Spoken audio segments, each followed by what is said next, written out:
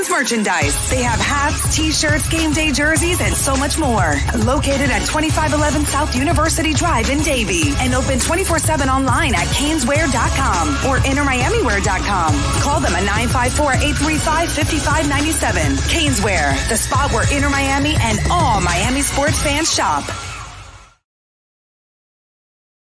When you move, you need a reliable company led by passionate folks, eager to assist its customers during a transitional process that needs to be smooth.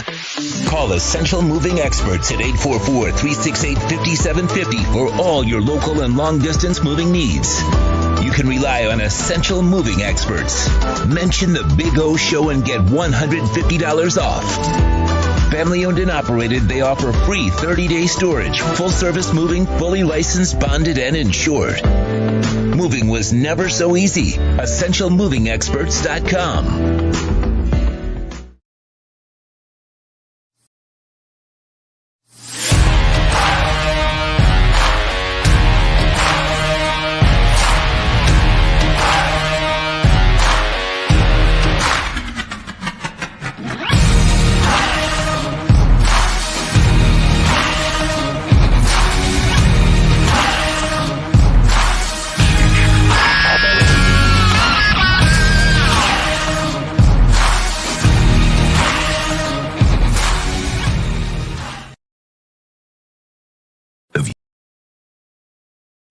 Statements or beliefs expressed on the following program by the host, guests, or callers are not necessarily the opinions of FantasyXS.com, Media Group Inc., ownership, management, sponsors, or website.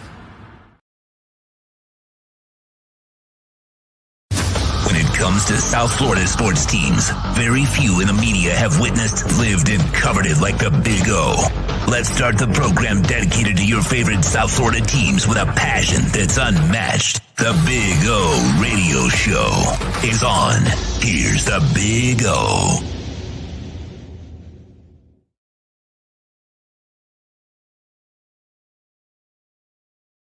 Boys and girls, we are having some fun out here at Caneswear in Davie. Yes, sir.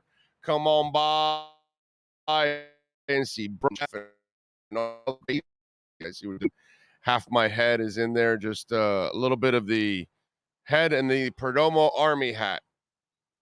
I love this hat. By the way, these hats are super comfortable. Those of you that won some of these hats, because we gave away what? 30 of these hats last season? God. We gave away a whole bunch of these hats. And, yeah, I'm not completely on. Oh, there we go. Now I'm kind of there, maybe a little bit. Hold on. Wait a minute. Let us put some boom in it. No, I don't think so. No, you're not even close. But let's see. Better. Okay, there we go. You're good there. Yeah. You might have to lower it a little bit. So I go up higher a little bit, just a bit. Just a tad. Okay, now you want to go back again the other this way. You want to no, the other way. Stop. Right there. I think you are the expert. You tell me. That looks like it right there. Kind of, right? A little bit. Oh, okay. All right. I'm like on an angle here. Big O, did you see the rumor that Jimmy Butler and Shakira are together? Maybe that's why he was tired in those games. She was probably warm out with those hips. She would wear out anybody with those hips. Okay. I tell you, bro, if I was married to Shakira, I don't think I'd have any legs whatsoever. I don't think I'd louse. You know what I'm saying? So we'll figure it out there. It's interesting.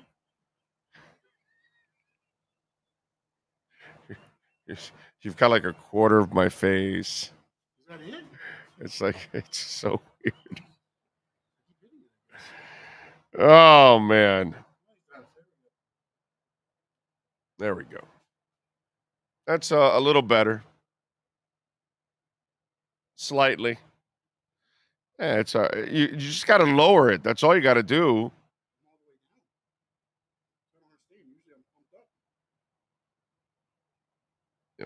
Now when you move it too much, That's the thing.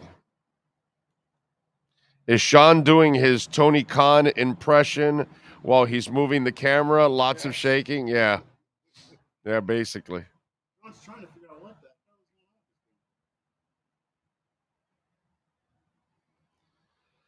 Oh, God. This camera angle looks like I'm in a huddle with Big O calling the shots. All right, red right, 77 on 3. Break. All right. Very abstract looking shot, yes. That's exactly what it is. We're into farts. You're into arts, we're into farts. Big O, you're a pretty cool guy, but Sean is a little bit cooler than you, but you still cool. Have a great show, guys. There's no doubt that Sean is cooler than I am. I have no cool in me whatsoever. I have no cool. All my cool is from O. Eddie Lepp is in the house. Tua Time is in the house. Tua Time likes to troll me with Denver when he's a Pelicans fan. Is that right?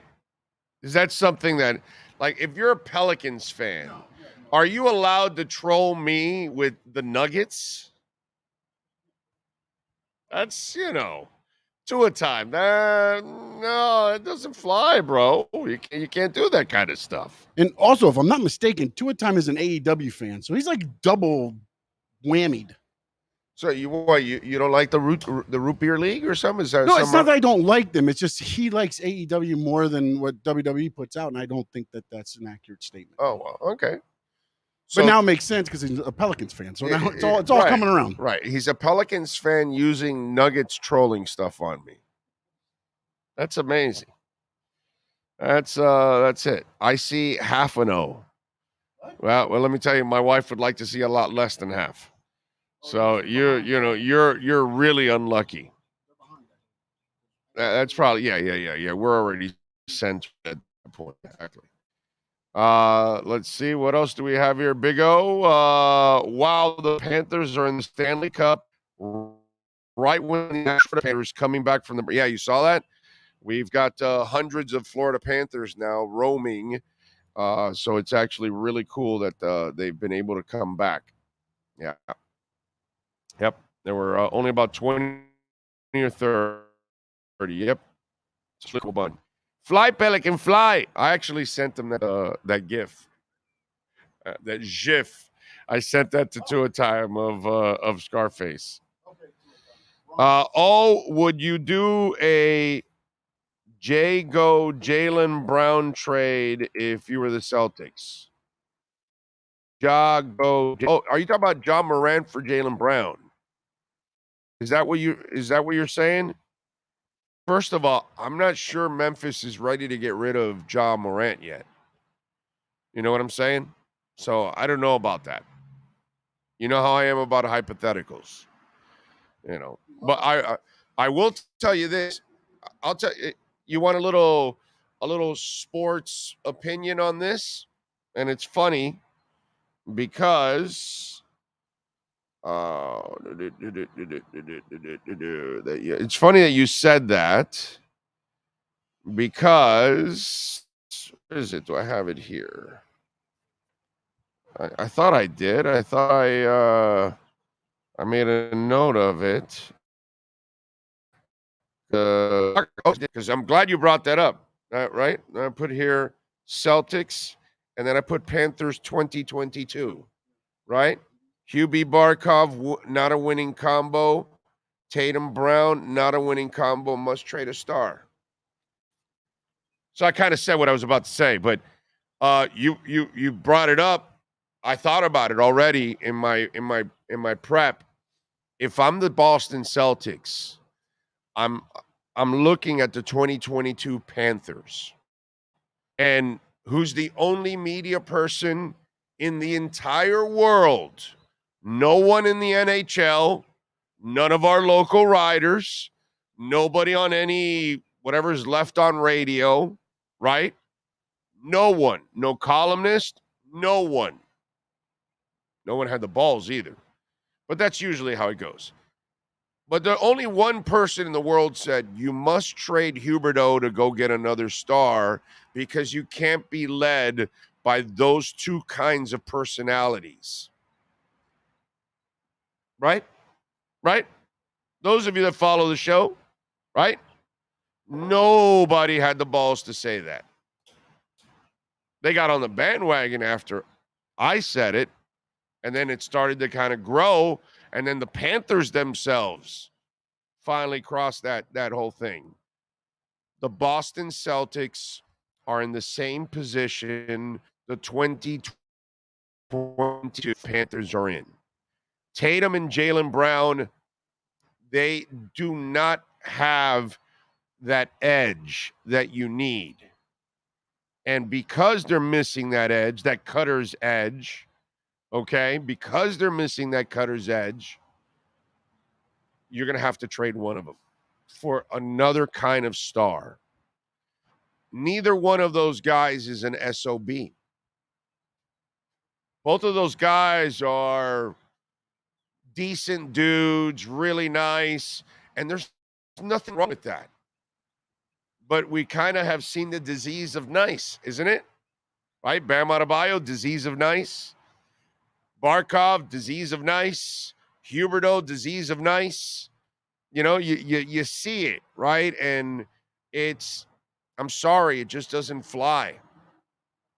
You cannot be led by people like that. You're gonna they can be one of your leaders, but it can't be the top dog. So you need to move.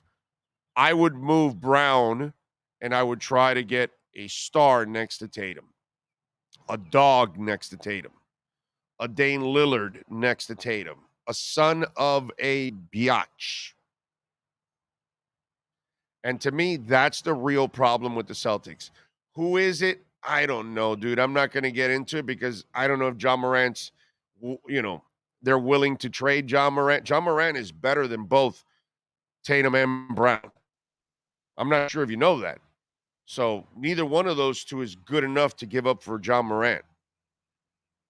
That's the way I look at John Morant. I know John Morant is a knucklehead and a freaking idiot. Okay, but he might be just a punk that needs to grow up. Okay, we all need to grow up at one point or another. I personally refuse to grow up, just so you'll know. Okay, so I'm just going to keep making stupid mistakes. But the rest of you that are normal human beings, you usually grow up at one point or another. Ja eventually will grow up and figure it out. I hope that he doesn't lose his career. I personally would not trade John Morant. He's younger. And I think he's better than both Tatum and Brown. So, you know, for me, that conversation's silly and a waste of time because we don't even know if he's available. So it's stupid talk. But I would definitely trade one of the two if I'm the Boston Celtics.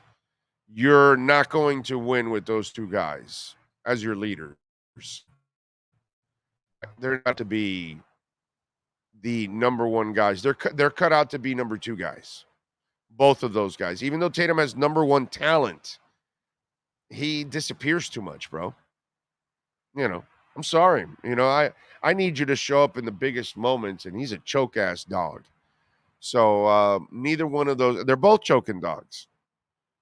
Tatum's like a little wuss crying about his ankle after the game and all that. You think Jimmy Butler, if he had a bad game and got eliminated, he would have talked anything about his ankle? If he would have twisted up, do you think he would have said word one about an ankle? No, he probably would have took the $25,000 fine and not shown up like he did before. Right. You know, that's the way he is. He's just, right. He's emotional. He's going to take. And is Spo going to make an excuse about somebody's ankle? Never. You know what I mean? There's no excuses. And by the way, it wasn't an excuse for Jason Tatum, because what's Brown's excuse? What's Smart's excuse? What's White's excuse? They all choked. Every one of them choked. Look at their shooting percentages. Terrible. So it's not just Tatum's ankle. It's all their fragile little egos. You know what I mean? So to me, they are the 2022 Panthers. Okay? And I'm sure it's a lot easier for them to come to that realization like I am now, because I came to the realization with the Panthers, last year before anybody could ever think about it. So that's how I would handle if I'm the Celtics. I would try to trade one of those top guys for a top guy somewhere and change that up. I think that's what that team needs in a big time way. How do you think the Canes will do this season? Record prediction. Michael, they won't be good this year. They'll be 7 or 8 wins. Why would they be good? That's the funny part. That's the hilarious part I love about Canes fans. I listen, I get it that the Canes Nation is loaded with a lot of irrational people. The most irrational sports fan that exists in South Florida is the Canes fan. Let's just get that out there. Okay? The Canes aren't going to be shit this year. Let's just Mario Cristobal and his coaching staff has a team that is playing more fundamental football is what I want to see this year. I want to see if they can win the games they're supposed to win and be at least competitive in the really tough games. But I don't expect them to win 9 or 10 games or go to some big bowl game or anything like that. Okay? The Canes have zero business being really good this year. Zero. Where's the proven talent? Where's the proven coaches? You know what I mean? Mario hasn't put together a staff yet that's proven it yet. His staff did a crappy ass job last year. And I'm a Mario guy and I believe in Mario. But I think Mario inherited a whole world of crap that he's not going to turn it around in one season, dude. It's going to take him years 3 and 4 when you're going to start seeing the fruits of his labor, because he had to change the entire foundation of this team. He has to change the entire morale of this team, the way they think, the way they work, the way they sacrifice.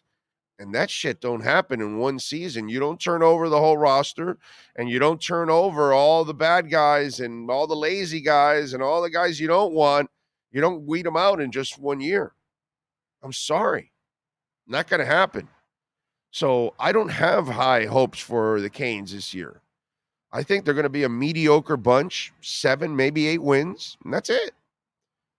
Mediocre, shitty bowl game, but it'll be a good year for them. That'll be progress for them. That'll be the one that sets the scene to get you to 9 or 10 the following year. And then that's when I'm expecting things to start turning around in years 3 and 4, because then now most of his recruits should take over. And so now the size of the player, the strength, all of that kind of stuff should be making a difference. But I cannot ask this man to turn this garbage program around in 1 year. No, he didn't inherit, super talent. He didn't inherit a program that at least was winning or had resemblance of winning or was a decent program. No, he picked up a terrible program with terrible kids that were lazy. They're not Larranaga's kids. He doesn't have Larranaga's kids, and that's what he needs. So until he gets Larranaga's kids, he has no shot at having success. You watch Larranaga's kids? You see those guys? Those guys will sacrifice, play hard. Every moment of every game, they are impeccable, character-wise. I can't say that about the football team. I cannot say that. They don't have those kind of characters up and down that roster. And if you think Mario's going to make all those changes in 1 year, that man's a human being. He's not a machine. So I root for Mario. I'm convinced Mario will turn it around, but I got to give the man a realistic amount of time to do it, because he inherited a freaking mess. So no, Canes aren't going to be much this year. Maybe 7, 8 wins. And I get it. The irrational Canes fan doesn't want to hear that. But what can I tell you, man? You You just can't go from what they were last year to a 10-win team. I don't believe that. I really don't. And by the way, one more thing. I don't think Tyler Van Dyke is as good as some of you make him out to be. I think he's a decent college quarterback. I don't think he's what we've seen in the past. Just so you'll know. What you oh, okay. Anyway, Big O, toughening up for a Panther playoff success was apparent to many real hockey fans. Yeah, that team needed to get physical. Yes, sir. I wanted to ask you before you switched over. If what Deion did in Colorado works, do you see more See what's going on there? Power 5? No, I haven't followed recently. I don't know what's the Big 12 now wants to take them away from the Pac-12. Oh, okay. So, and since the Big 12 added, like Cincinnati and UCF and a whole bunch of other teams, they're actually growing.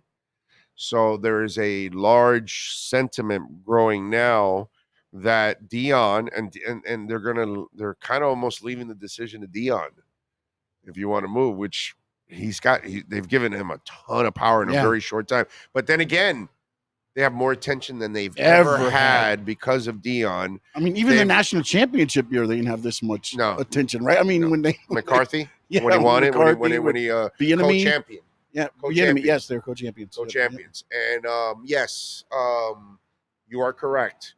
And Deion brings juice, bro. Yeah. I want him to succeed. But do you see bro. coaches using that blueprint of just coming in and kind of blowing it up and like trying to redo the whole roster that quickly? Because I mean, we've seen coaches come in and 2 or 3 people leave and this and that, but that was an exodus. I know it's something like we've never seen before, and it has to be done. No, it has to be. But if it works, more coaches go to it. You think? Sure. They're kind of watching this now to see. Okay, let's see how this goes. Because I think coaches were scared to be like, if I come in and blow up this program. Now it has to be the right program to do it too. Gotcha. Like you're not going to go into Alabama and do that. You're not going to go into Georgia. No, the programs that are winning now. Yeah. But if it's a program that's already down in the dumps, blowing it up is really nothing. You know what I mean? Looking back on, do you think Mario should have came into Miami and just?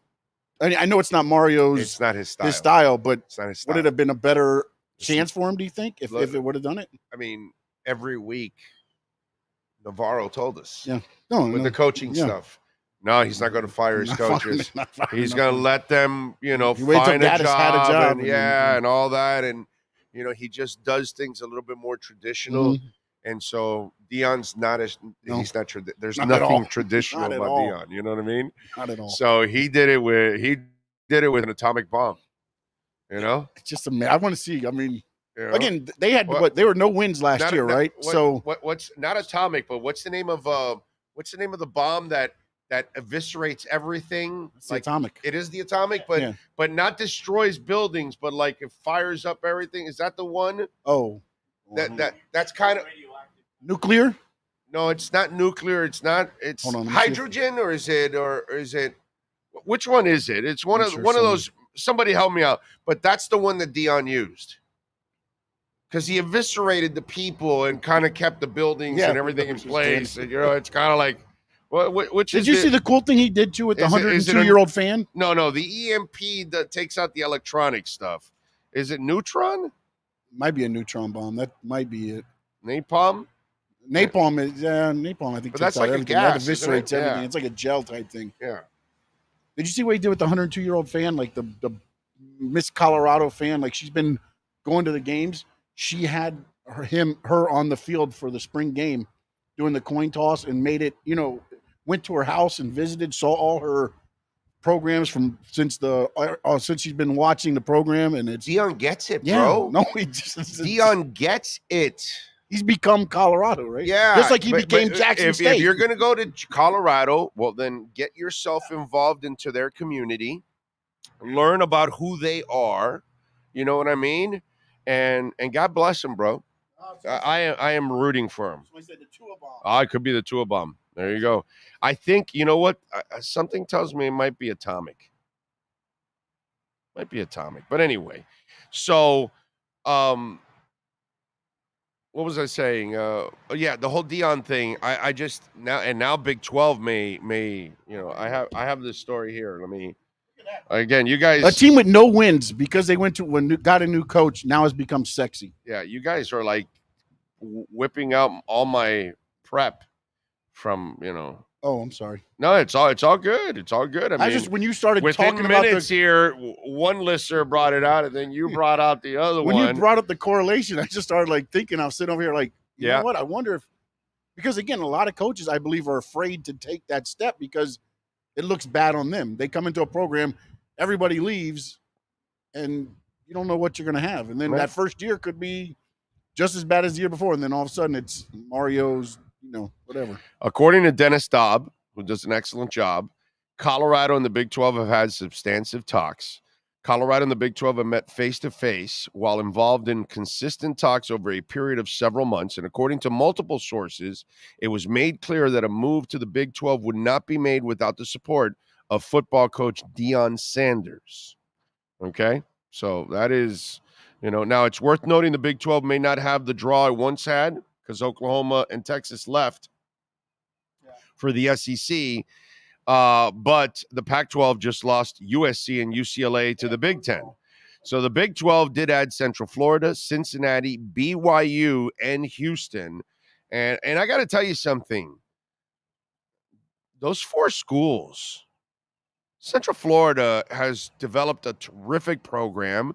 Cincinnati has become a top 25 perennial team now. BYU is a freaking powerhouse monster. Okay? Problem is with BYU, it's the Mormon thing. So we kind of look at them a little different. But what you don't realize is that fan base is enormous. Hell, they had their own TV deal, all that. I mean, BYU they are monsters, okay? And then Houston has developed themselves one hell of a program. They've produced a couple of coaches that have gone on to, take on, bigger jobs. So those aren't bad ones there. So it's not a shrinking conference. It's a growing conference. So that's why Colorado is possibly thinking about moving over to the Big 12. I think a lot of those schools took that step because coaches have started realizing that, sometimes they used to look at schools as stepping stones. Now I think they're realizing if I can leave my mark at this school, right? Why not just stay here? Especially with the NIL now, because now it's kind of even. I mean, yes, of course, but Alabama, I would like to Georgia, see Central Florida powerhouses, but I would like to see Central Florida keep somebody because, dude, no, they build have their own a coach. Yeah, but they've lost their coaches. No, I know, but that's because they see them as stepping stones. So hopefully now that they're in a Power 5 conference, now that stops a little bit, but we'll have to see But man, they have their own stadium. They have great support. The city loves them. They support them. The vibe for UCF is awesome. Even though you know downtown area. Even though I know some of you UCF fans are mighty unrealistic about your achievements, but outside of that, they have champions, baby. Yeah, they have done a marvelous job, man. Marvelous job. The national champions of Orlando. Yep. Yes, they are. Yes, they are. Jay Hurd says, I'm sure in 2022, plutonium is available on every corner drugstore, but in 1955, it was a little harder to come by. Just a tad. Terry Lynch, my local 7-Eleven sells plutonium. It's right next to the beer. Have to be careful with those Mormons. Why? What's wrong with the Mormons? I personally want to be a Mormon. Right? Can't you have like 3 or 4 wives? Or is that a good thing? 3 or 4 headaches? He said it, not me. Oh, Lordy, Lordy, Lordy.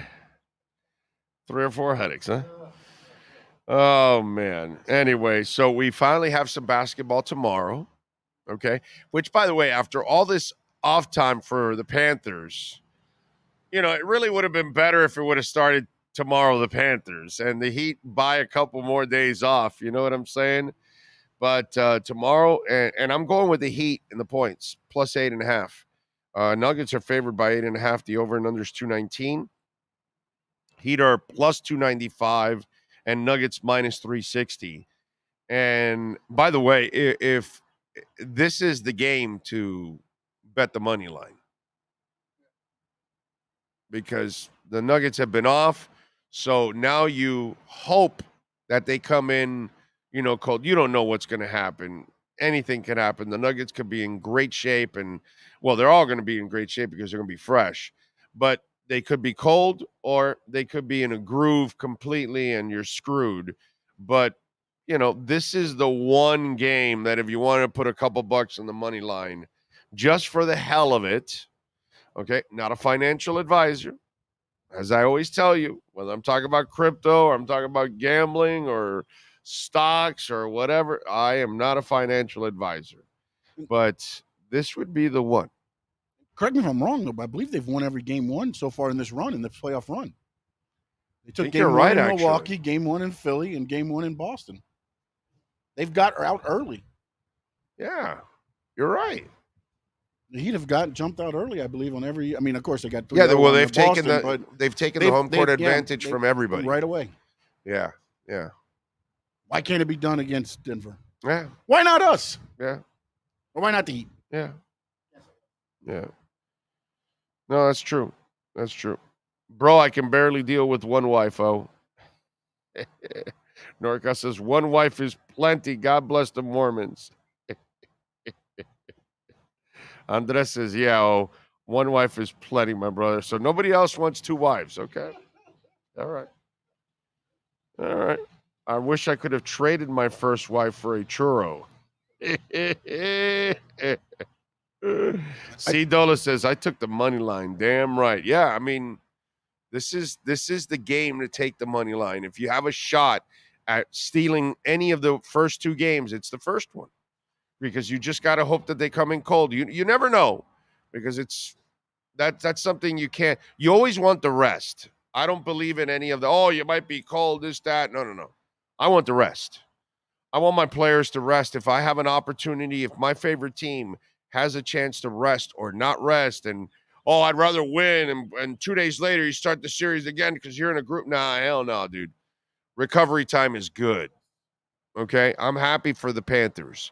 They're going to be super fresh now for the Vegas Knights. And it's up to them whether they can play well or not. If you're a good team, you're going to go out and get it done, dude. That's it. Was it a TV situation? Why did Vegas get so much time off? I think it was just one of those. Well, no, they pushed it back depending on how it finished. No, I know, but it started Saturday only because they had won that last game. But that was on a Saturday. It's almost a week off. I never heard that like that. Well, that is a physical. No, it is. I guess I just was like, man, it almost feels like they awarded them a little bit, even though they went 6. Or I think they just wanted to kind of get the best series. So after a brutal season and playoffs, give those guys some rest. You know what I'm saying? Hell, our Panthers are 10 days off. It feels like since they were playing every other day, it almost feels like it's been like 2 or 3 weeks they've been off. I think it's like 10 days since on Saturday. I think it'll be 10 days that they were off. Jeez. That's awesome. That's good. Awesome. It's good. It's just now it's up to them to go out and bob, be in a groove again, and all that. Obviously, but what are you going to do? Knight, thank you for the love in the super chat. I wish USF would make a move for something. Well, you have to be desirable. You see what I'm saying? Like with Jim Levitt, you were desirable. Right now, you're not desirable. And that's the problem right now. See, UCF, brother, they got it going on, man. They got their stadium. They got a buzz. They fill it up. They have success, and USF has had no success since Jim Levitt. And that's 10 years ago already? Since Selvey and all those guys were there, Jason Pierre-Paul and shit. George Selvey, right? I think it was George was his name. Dude, that USF was on its way, man. What a shame. Really, what a shame. And that's really the problem with USF, my man. So nobody's going to want them from a Power 5 conference because they don't produce anything. And until you produce and until you matter that you prove that you can bring money in, you're not going to get any kind of love. So I wouldn't expect USF to get any kind of love. What? 14 years? Shit, dude. It's too long. The inception in 97 until 2009. But Jason Pierre-Paul's been in the league how long? So when was that last time that they were good with Selvey and Pierre-Paul and those guys? What was it, PJ Walker? What was the quarterback? Forgot now. It's hard to remember all those little things, man. It really is. I thought the Panthers were still playing in that overtime game. Victor Huertas says Kachuk or Caleb Martin jersey. Oh, Kachuk, bro. Kachuk. You got to get a Kachuk jersey, man. Are you kidding me? He is the man. Matthew Kachuk is in the conversation for the best player in South Florida. Okay? All right? So when we're talking about Tyreek and we're talking about Tua and we're talking about Jimmy Butler and, you know, Matthew Kachuk is in that same conversation for the best player in all of South Florida sports. Okay? Because it's him and Tyreek where you can argue they're as good as anybody in their respective sports. You know what I'm saying? So I would go Kachuk, dude. In a big-time way, I would go Kachuk. You know me, I'm a Caleb Martin guy, always been a Caleb Martin guy. I've said it even before I said he's the one guy that had a chance to be a star. You can go back and listen to our conversations with Ira Winderman. And from the get-go, well over a year ago, Caleb was the one guy that I constantly looked at. And then, you know, he's the guy that's got something. But Kachuk would be, man, that's the jersey to get, dude. Definitely. That's a badass jersey right there. Big O, if you had to pick, would you take the over or under in the game tomorrow at 219 is the number I'm seeing. I'm leaning towards the under. I got to tell you something. I would not touch it. I would take the Heat +8, and I'd rather play the Heat money line than I would the over and under. I don't know what the hell to expect out of the over and under. Okay? No idea. So I would not do that. It was 2009. 2009? Yeah. B.J. Daniels was the quarterback. B.J. Daniels. I said P.J. Walker. B.J. Daniels. That's it. They're a freshman. Who was it?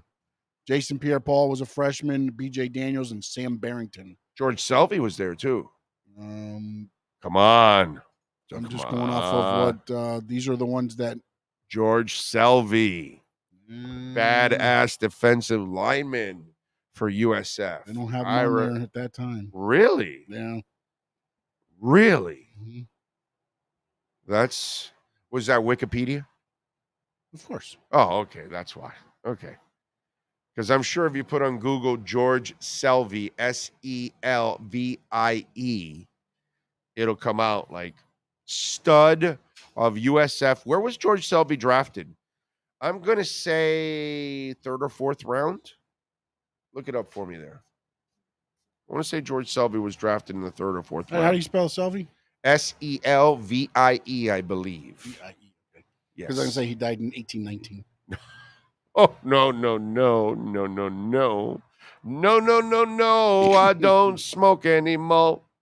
I'm tired of waking on the floor. No, please. It only makes me sneeze. He was drafted by the Rams in the 7th round of the 2010 NFL draft. See, you said 9, 10. See, he was there. Mm-hmm. He was there. I guess that Wikipedia page was on the 2009 USF team, and so he wasn't there yet. Maybe that's what I'm guessing. Transferred. No, because then he got drafted in 2010. So, or maybe at that point he wasn't a stud. What they considered a stud. I mean, he was a stud Jason for them. Pierre-Paul was a freshman at that point. Yeah, he was a monster. But Selvey was a stud, bro. Selvey played well. Big O, with your 4 wives, I know you're not a financial advisor, just saying. Definitely not. I'm a broke-ass fool with 1 or 4. Let's see, Big O, all of those players you named, the ones who'd be doing more with less is Jimmy Butler. Everyone else has been already really good and talented team. Jimmy Butler is the best player in South Florida. Yeah, that wasn't the conversation. Way to change the conversation, but that's not the conversation. Okay. And the conversation is Keith.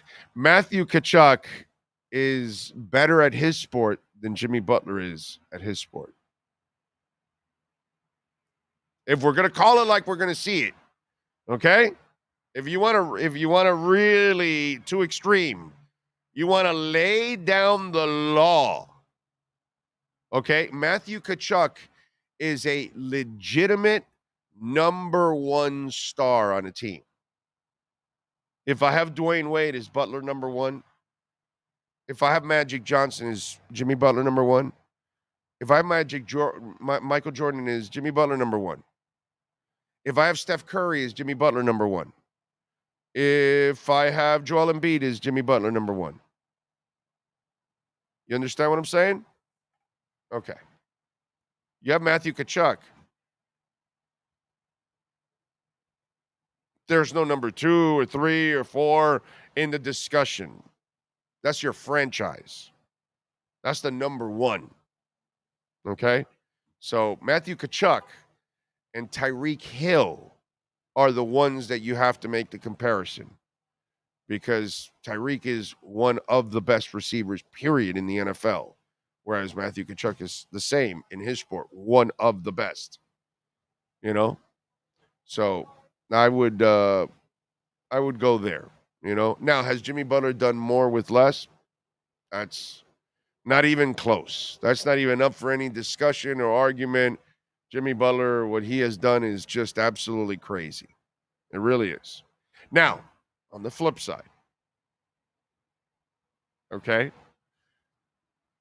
I don't know how old you are to Extreme.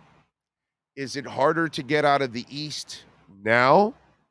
Or was it harder for Alonzo Mourning and Tim Hardaway to get out of the East with the Pacers, with the Knicks, with the Bulls?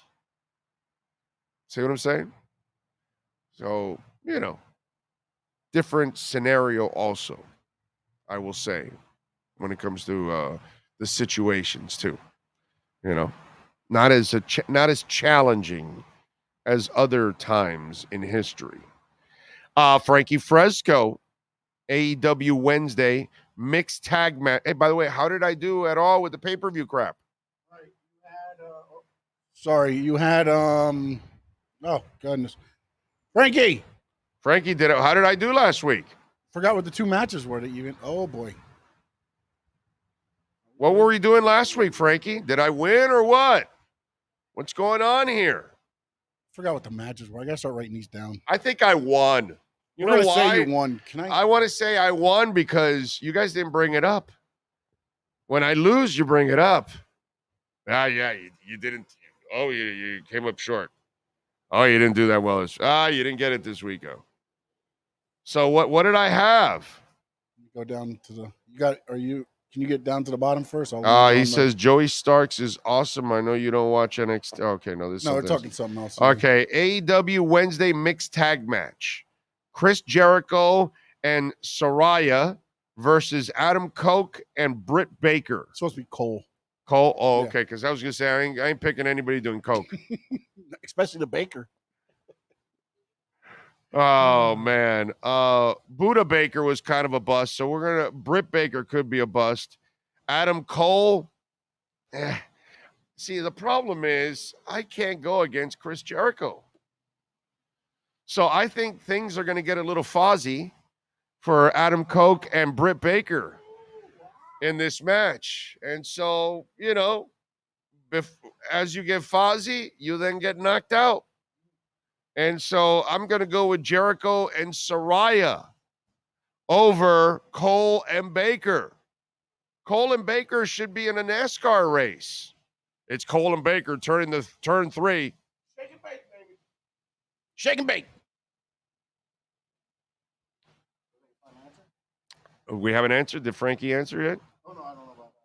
That's your... Frankie says, give me a few. Laughing my ass off. He forgot to. Well, what he did was he didn't do the Wednesday night originals. He went to the pay-per-view, which is like 4 or 5 days after. So. Yes. And then yes. And it says also tell Sean hashtag bring back your back. No, bring Backery back. What is it? Bring back Ryback. Oh, bring back Ryback. Feed me more. Yes. Well, Ryback is in Under Siege. Is he a turd there too? No, he's a cook. But, Steven Seagal's name is Ryback in Under Siege. You see? There you go. You got to know your Steven Seagal movies. I just don't want to know Ryback. That's what I don't want to know. Well, Ryback's a badass. Ryback! Why won't you die? Who makes the biggest jump in year 2? McDaniel's offense. And in year 1, Fangio's defense. I'm thinking AJ and Phillips. Oh, no, there's no doubt that the defense will. I love your question, Brett, because I think it'll be the defense because you have a better defensive coordinator and your secondary is going to be healthy. And so, yeah, dude, the jump on the defense is going to be awesome. Miami didn't have a secondary last year. You were playing without a secondary last year. You had Javon Holland. That's it. Poor X was playing on one leg, and you didn't have anything else. Everybody else was injured and gone. So I'm with you. I love that question. I think the offense will be terrific again this year and be better, but I think the defense will be a drastic improvement because of the secondary and Fangio. I'm not a guy that picks on Boyer. I think Boyer did more than what he could with what he had. His defense never really, their team was never out of any game. They were in every game. So to me, Boyer did fine considering what he had. I would have, to me, listen, if you're going to get Fangio, you got to let that guy go. But I'm not the guy. You guys know this. I don't slam Boyer. I think that's a little fanatical, but that's why you're all out there. But I'm gonna go Fangio in the defense because I'm expecting a major jump. Because you have one of the 3 best defensive coordinators plus a healthy secondary. I love Miami's chances now with a healthy secondary. Plus, you added Jalen. Yeah, bro. Jalen Ramsey's crazy, Rose. dude. Yeah. Hey, real quick, Barry Jackson sent out. Oh yeah, what do you got? Nationally, Game 7 averaged 11.9 million viewers, making it TNT's most watched Eastern Finals game ever.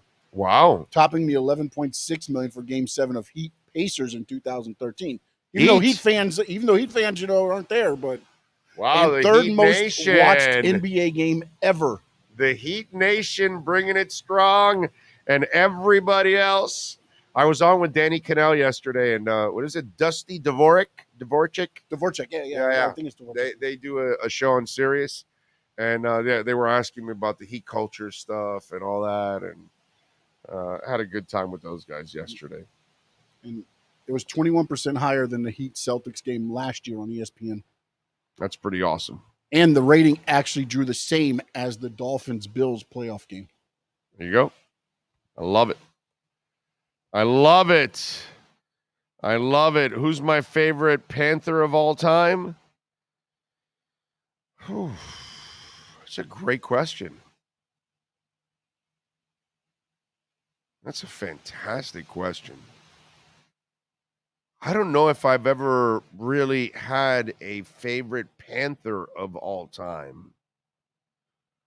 Really admired the shit out of Scott Mellenby back in the day. But, covering those teams, you got to deal with them, and they were such great human beings because hockey people are they're just awesome. They're just salt of the earth, man. Really good people. But that's like, wow. I've never really had like a favorite Panther of all time. Maybe Kachuk will become that guy now because I love his edge, bro. God, it's easy. But, give me time, and I'm sure if they win the cup, he'll be the guy for sure. But let me go with Scott Mellenby. And that's a little selfish, I will admit. It's not so much fanatical, but more as I experienced it in the 90s. I covered those teams. I dealt with Scott Mellenby, and the man was just like gold, you know? Always a stud, dude. Win or lose or whatever, and a good player. Not was ever going to be considered a great. He was never going to be looked at like Beezer or Pavel Bure or Barkov or Hubie or or Verhage or Kachuk. He's not going to be looked at those kind of players because he's an expansion guy. But what he meant leadership wise, and then the professionalism that he showed, I'm a big Mellenby guy. I'll go with that one. Okay. I'll go with that one. By the way, Frankie Fresco came back in 0-2. 0-2. Oh, wow. You took AJ Styles over Seth Rollins because you said Rollins was a rock name. Right. And then you took the Elite over the Blackpool Combat Club. And wow. Blackpool Combat Club won. Did not do well. I'm sorry, Frankie. I failed you last weekend. Now I have to move because you forgot to put your message on there that you're not a financial advisor. That's right. And I bet the house. There you go.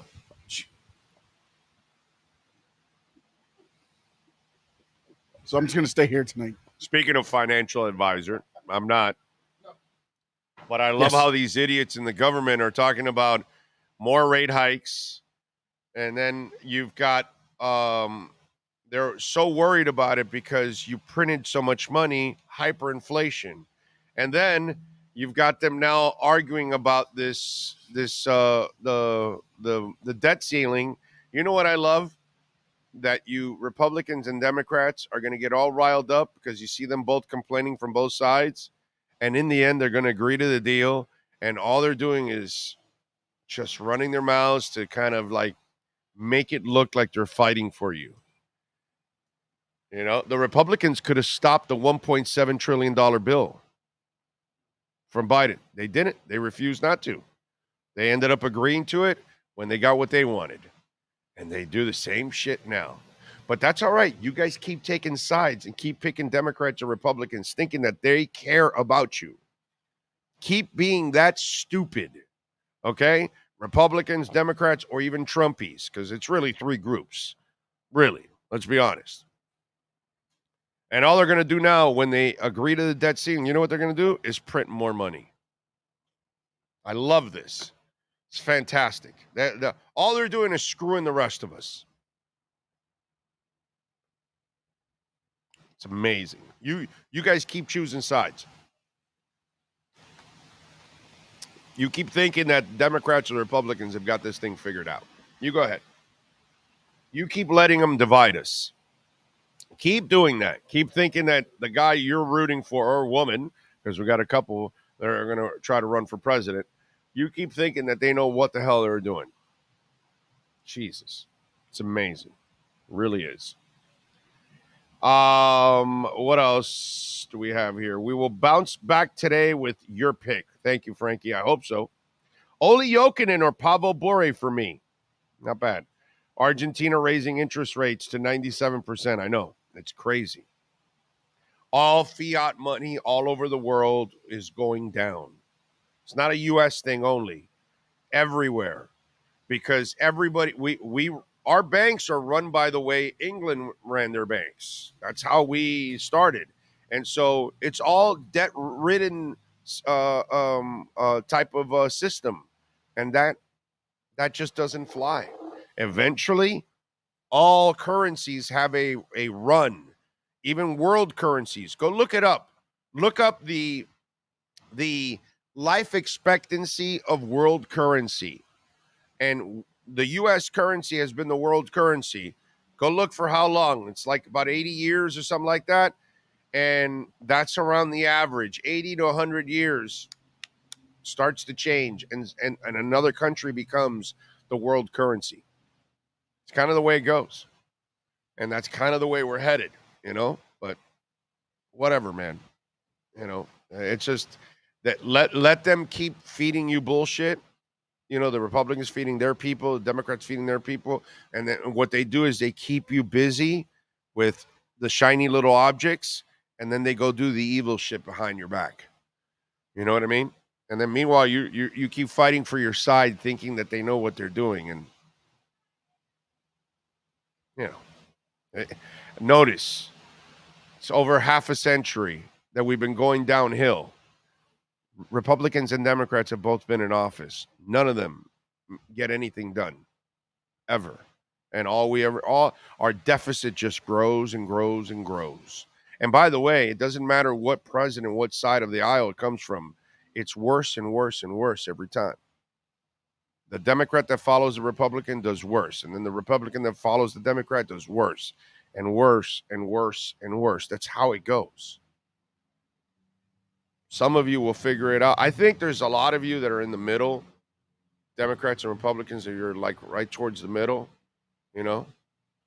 Like John Rouse in the House, he's kind of like me. He's kind of in the middle. He doesn't really, it's one of those. But there's too many of the extremes, and they're messing everything up, dude.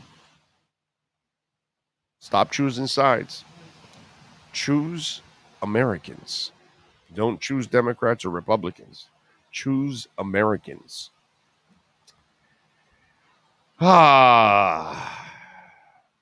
Let's see. I'm a Trump-hating Republican. You can your take on politics is so damn true. Yeah, that's the sad part is there's a bunch of Republicans that are afraid to come forward. They do hate Trump behind the scenes, but they don't come forward because they're afraid of their, his radical, fanatical base.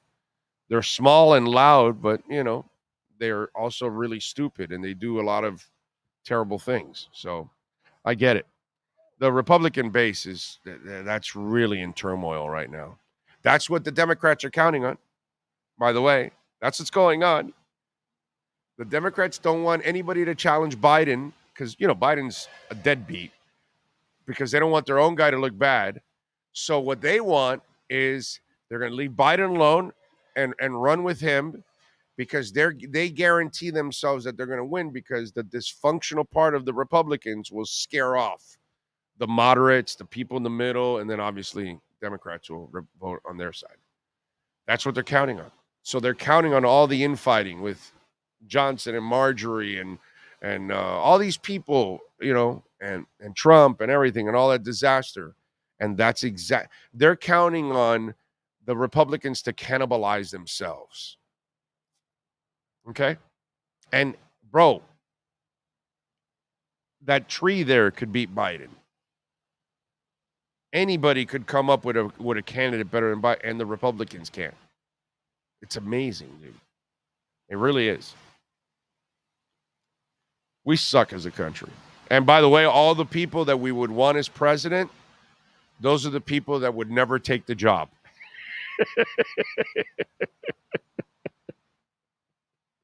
That's the best part about all. That's how screwed up this is. That's the job you don't want. Because if you could do that job, you're better off running a corporation and making millions, and you don't have to deal with any of the hate and the divisiveness and people working against you and all that. Because it doesn't matter what president, the other half isn't going to work with them. It's crazy. But keep choosing sides. That's going to really help us. Sad truth is that somebody has to win of the two, whether we like them or not. We're screwed regardless. Exactly. There you go. Lisa says, I'm a registered no party, but tend to lean left. No one is going to tell me what I can read, believe, or do with my body. Amen to that. Amen to that. Yeah, but that's how it is, right? The Democrats will tell you, what's it called? They want strict gun laws, but then they allow everybody to steal left and right over there in California. So, the conservatives will tell you, no, you can't tell me to wear a mask, but I can tell you can't have an abortion. It's beautiful. It's beautiful what they do in this country. Do you think the Dems will put up the CBDCs for vote? No. Because they know we'll vote that shit down 70% or more. You think the conservatives and the Republicans will put up abortion for vote? No, because we will vote 70% or more that we want abortions. You know, don't tell me you are doing what the people want when you don't leave it to the people to decide. You know, but that's all right. You keep choosing sides. That's going to help. Let's see. What else do we have going on in the world of sports? You know what? It's 11. Let's take a quick break. Give me 2 minutes here. We are coming to you live from Caneswear. When we come back, I want to talk a little Miami Dolphins. We got the Byron Jones deal coming up. We want to get into a little basketball news. I want to get into also, let's see what else oh yeah, really interesting stuff leading into this matchup with the Miami Heat. I want to get into that. Matt Verderame will join us at noon. Omar Kelly was pushed back for tomorrow because he's at OTAs today, and it's kind of in the middle of when we're doing our show. So what we're going to do is have Omar on tomorrow afternoon. So we'll get a recap from a lot of the guys. Tomorrow afternoon, we'll get a lot of heavy Dolphin reports from the guys, and we'll get their opinions on that. We got a very interesting business report from somebody locally doing some business here in sports. Got a bunch of things I want to talk about when we come back. Live from Caneswear here in Davie, 2511 South University Drive. Come on by and say hi. We'll be out here for a couple of hours right here on the Big O Radio Show, and it's all mastered by the one and only Sean Stanley.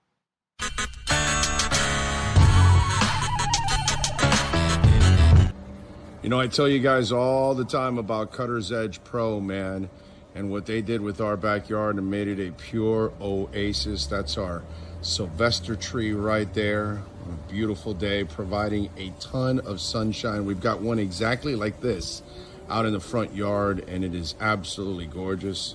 There's Bono hanging around on the artificial turf. What's up, Bono? What's the word, baby? There you go, wagging that little tail. Maiden, there she is. Ziggy. How you doing, Ziggy? There you go. So we got the doggies hanging out. So just want to give you a little, we got some of the trees starting off from this way with the artificial turf. You see, there's Ziggy again, of course.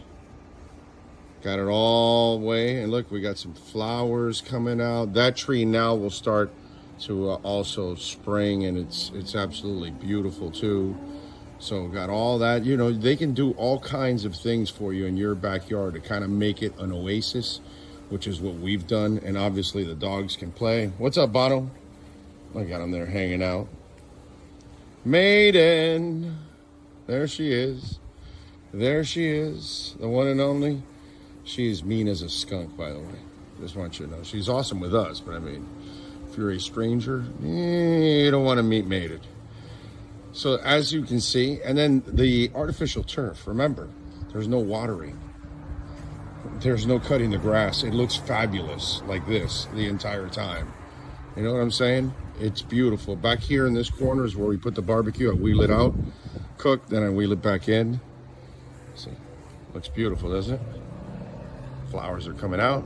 It's awesome. And then when I want to play a little golf, there's my putting green down the side, which is a beautiful thing. There's one of the holes all the way to the other side where Bono is at. All lights up. It's really beautiful when it lights up. See, we got the rough. Got several. Got one on that side. Got one over there in the corner where Bono's leaving. Got rough all over the place, man. Just in case, you get the ball trapped in there. That's it. That's another swing. Right, Maiden? So, check it out, cuttersedgepro.com. Make your home an oasis. Make your business, your HOA complex, condominium, you name it, they got you, bro. They do it all. All right, then cut your trees down, and the artificial turf, I swear by it. Really easy to maintain, and it looks just absolutely freaking beautiful. Cutter's Edge Pro. Right, Ziggy?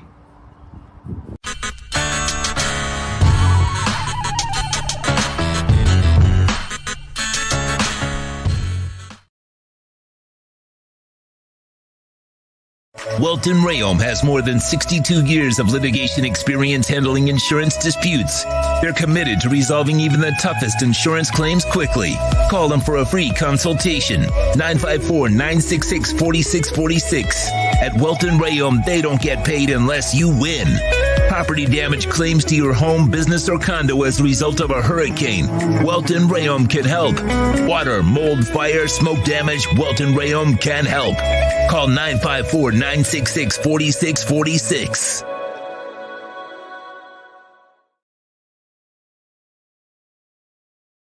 There's no need to drive around South Florida wasting valuable time looking for a new or certified pre-owned Acura. Go to the #1 volume sales dealership in the Southeast United States. Craig Zinn's Acura of Pembroke Pines. Purchased with pace and space in a dealership tailored to your needs. From home buying to providing that personal touch. Contact the 2020 Satisfaction Award winner Craig Zinn's Acura of Pembroke Pines. 888-776-5123. That's 888-776-5123. Or visit them at 15601 Pines Boulevard in Pembroke Pines. If you're a Miami sports fan, then there's only one store to go to, and that's Caneswear at Miami Fanwear in Davie. They're your one-stop shop for all your Inter Miami CS, Canes, Dolphins, Panthers, and Marlins merchandise. They have hats, t-shirts, game day jerseys, and so much more. Located at 2511 South University Drive in Davie, and open 24/7 online at caneswear.com or intermiamiwear.com. Call them at 954-835-5597. Caneswear, the spot where Inter Miami and all Miami sports fans shop.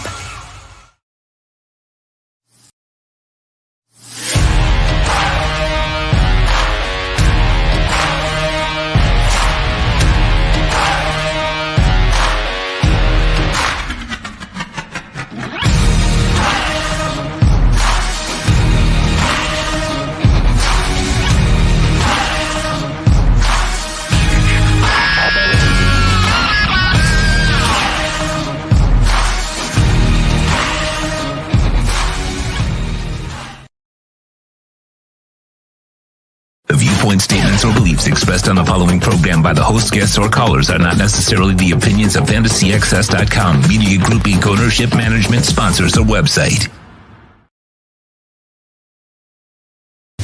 When it comes to South Florida sports teams, very few in the media have witnessed, lived, and covered it like the Big O.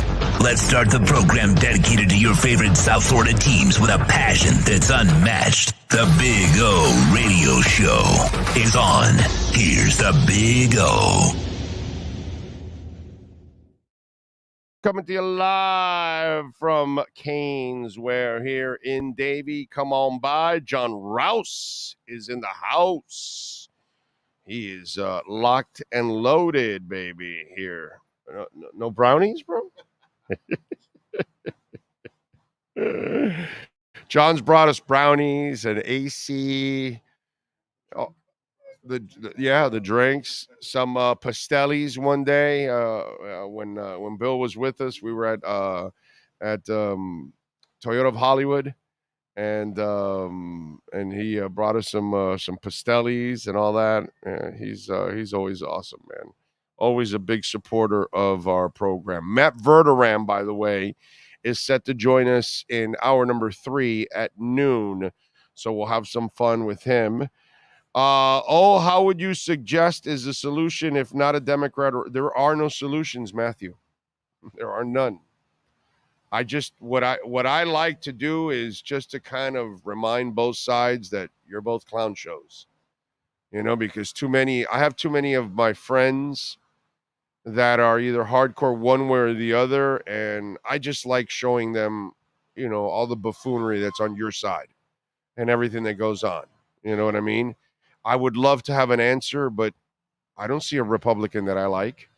I don't see a Democrat that I like at all. You know, I just don't. There's none of them that, not one of them. Like I told you, the people you would want, those people running successful corporations and businesses, that they don't need this hassle. And that's why it's turned into a job that you really don't want, because it puts you through hell. They dig up anything and everything that's happened in your life and your family and all that kind of stuff. So it's just so hard. And then we're getting more divided because you all are continuing to choose these sides and then taking these hardcore stances. You know what I mean? And it's bullshit, dude. It's bullshit because the Republicans that are there are not looking out for you. And the Democrats that are there are certainly not looking out for you. They make it sound that way, but they're all looking out for their own interests. And all you have to do is look at the $1.7 trillion bill that was passed and look at what's going on now with the debt ceiling. Both times the Republicans have the power to stop this stuff, to really like put a halt to it, but they're just as bad as the Democrats. So they end up going through with it. They passed the 1.7 and then complain. Screw you, bro. Don't complain. You had a chance to change things, and all you did was make sure you got a piece of the pie. And that's all they're doing with the debt ceiling. I mean, you know what McCarthy negotiated? You know, they dedicated $80 billion for IRS agents. You know what he negotiated? Now let's take $1 billion off. It's only now it's $79 billion. Come on, dude. You didn't do anything. You know, come on, man. Give me a break. You have a chance to make a difference, and you don't do it because you also want a slice of the pie. And then you complain after, oh, the Democrats this. Well, you had a chance to do it, so you're just as bad as they are. That's all. They complain about raising the debt ceiling. They did it for Trump 3 times, and he raised it at record numbers. Record numbers. He buried the deficit more than any other president in history by miles.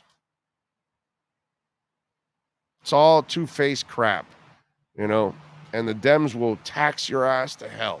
It's kind of what they do, you know. So whatever, man. It is what it is. It's just the whole deal. You guys want to choose sides. You go ahead and choose sides. You're not helping.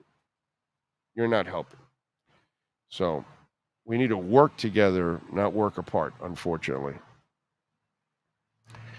Oh, man. Anyway, the debt ceiling will increase till the dollar disappears. Well, the dollar's already disappeared, dude. You know? So, ironic. Best country in the world, but the 2 best candidates we can produce are Biden and Trump. Absolutely pathetic, yeah. Because nobody wants the job, Brett. Nobody wants the job, dude. Big O, before I thought you lean left, but I after listening, I see you're like me, American first, libertarian, leave me the hell alone and we will leave others alone. But unfortunately, that's not what they want. Yes, too many of you you think because I got Cuban in me that, all right, I'm Republican. And then because I might not like something that Trump does or something, because I'm definitely anti-Trump, then I'm Democrat, which... not even close. So it's not like I care about either side. I see the defects on both sides. That's what it is. I see that neither side is really helping us. That's what it is. But too many of you are set on your own sides, so that's the way you view things. You put on the glasses, and then you think I'm this or I'm that. So I must be on that other side when I'm not on any of those sides. Okay? Just not. And I vote Democrats and Republicans. I voted for both because I settle for the lesser of 2 evils. That's what I do. It's not that I try. It's not that I pick the guy I want. I haven't picked a president that I liked in forever. Quite honestly, actually, our best president was Bill Clinton. Bill Clinton was our best president. He could balance the budget. His foreign affairs skills were second to none. You know, he actually got people to work together as much as possible. He was just morally corrupt. Is it, obviously, you're banging interns and attacking women and shit. That's not a good thing. Like the last guy we had was also completely morally corrupt, just like Clinton. But what are you going to do? Shit happens. People aren't built the right way. It's hard to find the man or the woman that is a decent human being, a real leader, objective, and actually cares about Americans and not worried about the politics or personal interests. When are we going to find that person? That's not going to happen ever, because those kind of people aren't going to take this job, unfortunately. So we're so screwed. It's not even funny. Put it that way. So McDaniel meeting with the media. Yes, he is. I think he's doing it right now, right? If I'm correct. I mean, we will. Yeah, he's doing it right now. If I'm correct, and we'll give you 11:35. Okay, we'll give you any breaking news. Nothing's going to come from it. Now, here's what I figured out yesterday what was happening when they were asking me about Hakeem Hicks. I read the local pages this morning, and I saw that a couple people were writing about Hakeem Hicks yesterday. So I understood now where those questions were coming from. It wasn't coming from your own ideas. It was from articles you read. And so one of the things that is going to happen tomorrow on June 1st is Miami will get $13.6 million in cap relief by finally releasing Byron Jones. And you are finally free of that salary. That will open up salary for you to negotiate the Christian Wilkins deal, the Zach Sealer deal, and to pay your drafted rookies, okay? You're going to need some money for all of that. Now, the question is, will they add anything else? And that's why I guess you guys were asking Hakeem Hicks, because Oyefusi and maybe Chris Perkins, I think, and Barry were writing articles yesterday about Hakeem Hicks, because he played with Vic Fangio. And when somebody mentioned it to me yesterday, I said, you're probably mentioning it because he played with Fangio. I don't know if they're going to sign Hakeem Hicks. I don't think they will, actually. Not right now. I think they're going to want to go through a couple of practices to see what they have before they start making any kind of moves. But, hey, listen, another offensive lineman or a D lineman, yeah, it's possible. It could happen. You know what I mean? They have $3.6 million, I think I read, under the cap right now. You could sign Hakeem Hicks right now for that, for a lot less than that. He's going to take the veteran minimum with maybe a little bit of incentives or something. He's not really going to be getting much. So you could have signed Hakeem Hicks already if you wanted to. I don't think he's going to command that kind of money. Look it up for me. What did Hakeem Hicks make last year in the NFL? I don't think he probably made a lot of money. So overall, I don't know what to expect as in free agent moves. But I do say this. I think you're at least going to start to settle in on a Wilkins or a Sealer contract. That'll be good, because that's the kind of peace of mind I want. Because you could talk to me all you want about Hakeem Hicks. Brother, if you sign Hakeem Hicks and lose Zach Sealer, I'm pissed. If you sign Hakeem Hicks or any other guy that's available and you can't sign Christian Wilkins to a long-term contract, I'm pissed. So for me, the priority is getting those two guys on the contract, because they're better than anything that's available in free agency. What you got? He signed a 1-year deal with the Tampa Bay Buccaneers for $8 million guaranteed. Last year? Yes, 2022. Jesus Christ. What were his stats last year? He's unsigned at this point. He must have sucked last year. $8 million. That's insanity. Now, he is a defensive tackle, so his stats may not be anything. Yeah, that's stuff that you have to really see on film if he's doing his business and holding up blockers and things like that, freeing up stuff for the linebacker. So it's a little deceiving for Akeem Hicks. Mike No Go Zone says I was a big Bill Clinton fan until I found out that he was, well, yeah, morally corrupt. Jeffrey Epstein's island, yeah.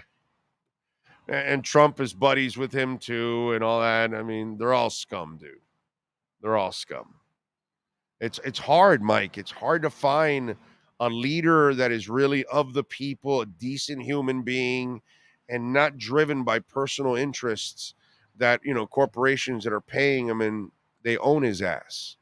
You know what I mean? It's really hard. So, but Clinton easily is our best president of the last 40 years. Easily. That's not even up for discussion.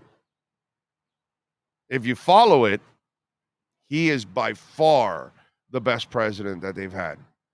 Yet, a crap human being. You know what I mean? It's terrible. We lose. Mike No-Go Zones, thank you for the love in the super chat. He says, are we the first city to have both their NBA and NHL teams in the finals? Nah, I don't think so. I think the Boston City did it a couple of years back, maybe. But I don't think we're first. I'm sure it's been done before because people would have written and talked about it already if that was the case. We are the first 8 seeds. That I can tell you guaranteed. No city that has an NHL and NBA team has made it with 2 8 seeds to the finals.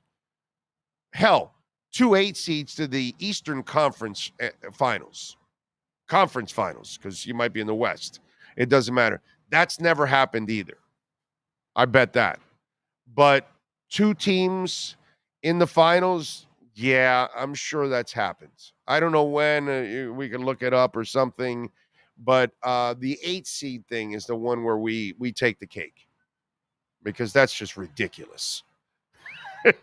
I mean, a month ago, none of us would have ever said this. All right, we got the 57 Celtics and Bruins, 58 Celtics and Bruins, 72 Knicks and Rangers, 74 Celtics and Bruins, 80 76ers and Flyers, 92 the Bulls and the Blackhawks, 94 the Knicks and the Rangers, 2003 the Nets and the Devils, 2016 the Golden State Warriors and the San Jose Sharks. Wow.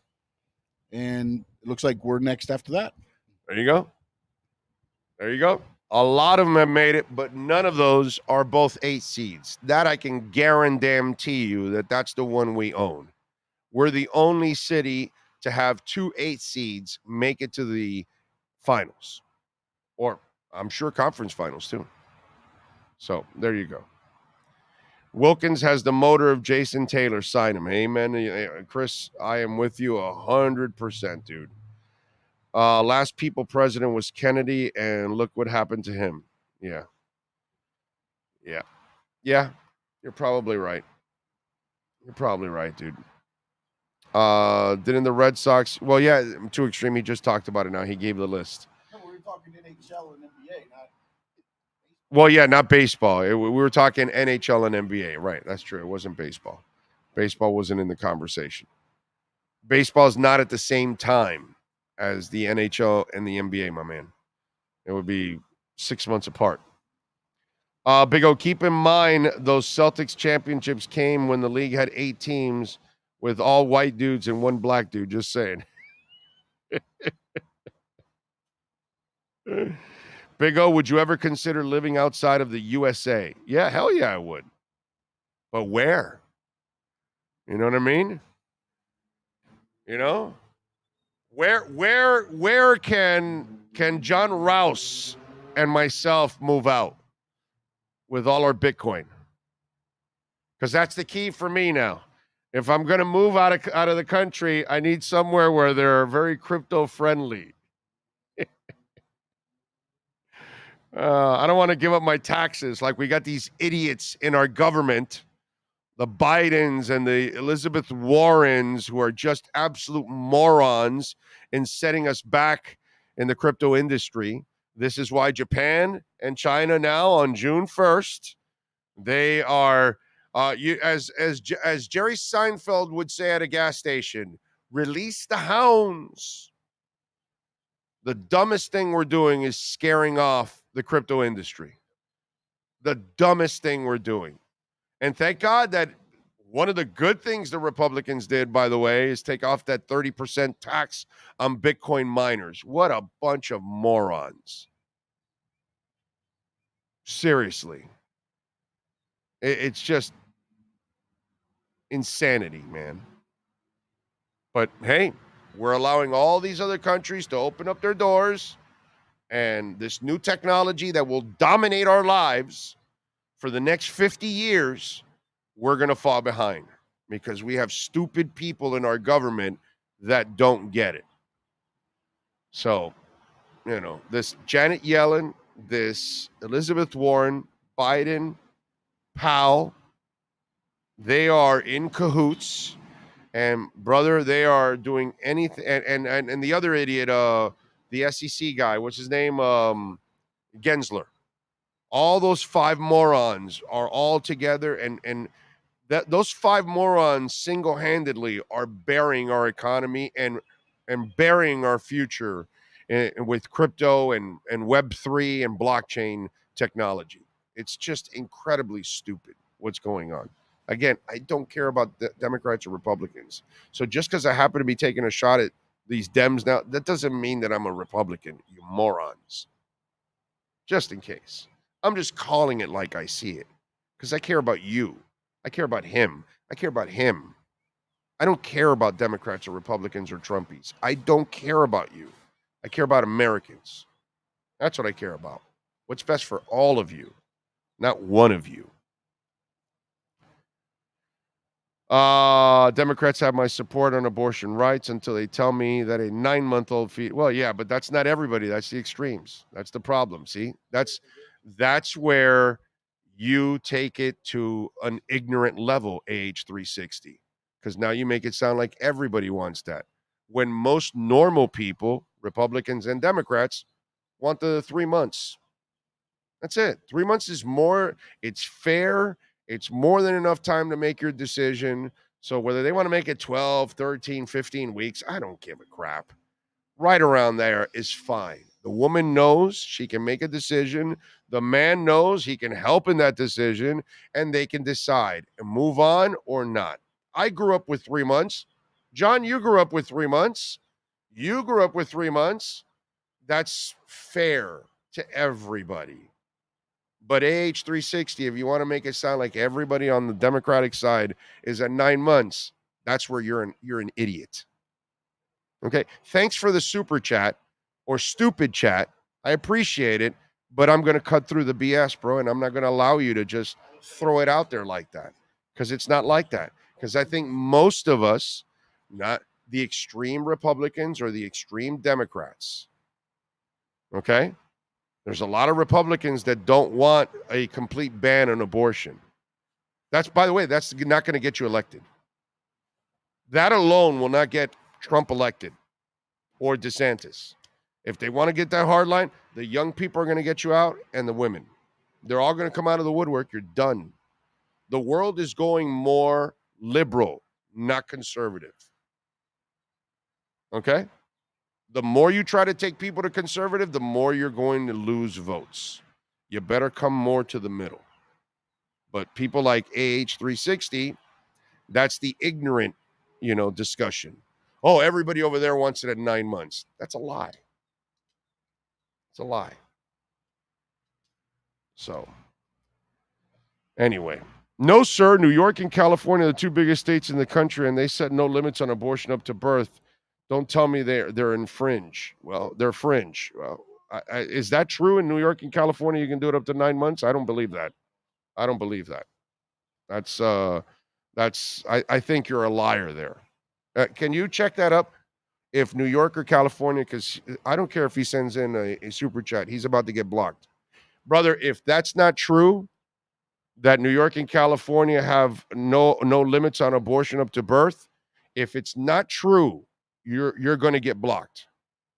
Okay? I can guarantee you will get blocked. I don't give a shit about your super chat. Okay? I don't. To spew misinformation and lies because you're a pathetic Republican Okay? Extreme, because you're a loser, just like the Democrats. You're a loser, you'll get blocked. So,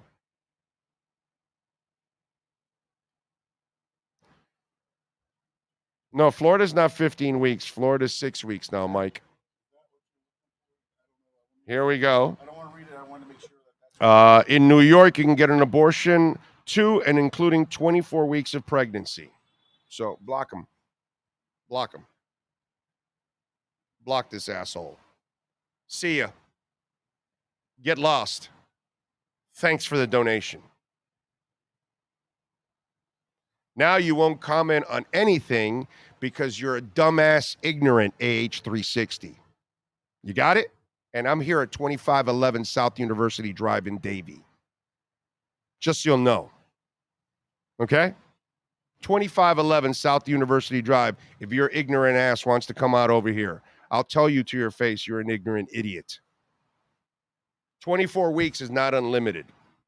But you go ahead, bro. You keep listening to Fox News because you're one of those idiots that believes every lie they tell you. Moron.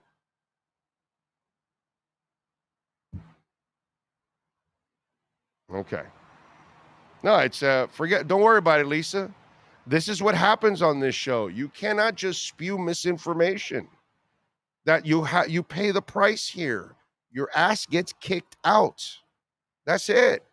That's all. AH360 is one of those extreme Republican losers. That's all. Just like we have the extreme loser Democrats. These are the people that are screwing up our country. People like AH360.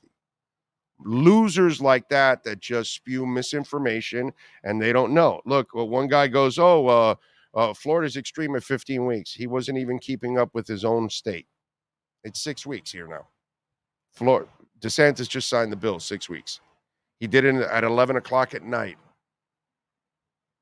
Some of you don't even follow this, bro. It's hard to have a discussion with people, right, that don't follow anything. Like AH360, a completely uneducated fool that throws out shit because he doesn't know anything. And then the other guy, Florida's extreme at 15 weeks. And, bro, Florida's at 6 weeks now. And they are extreme at 6 weeks now. Because too many of you don't follow anything, bro. You have no education on this. You repeat something that someone posts or some idiot tells you at the water cooler or something, and they're just as dumb as you are and misinformed, and then you repeat the same things.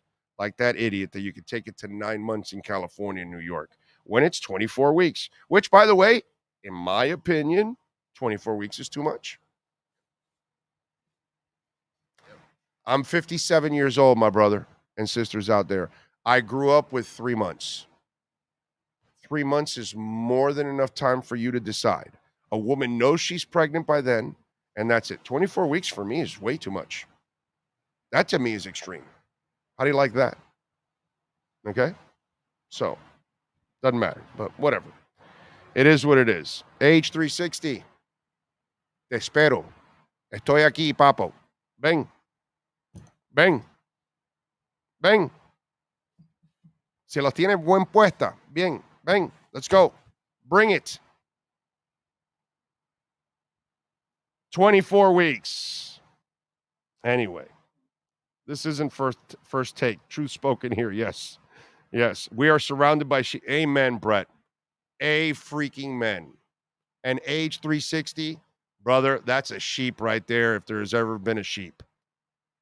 Oh, my God. Those are the weaklings that we have. That's our problem in our country. People like AH360. Uneducated fools. Yes.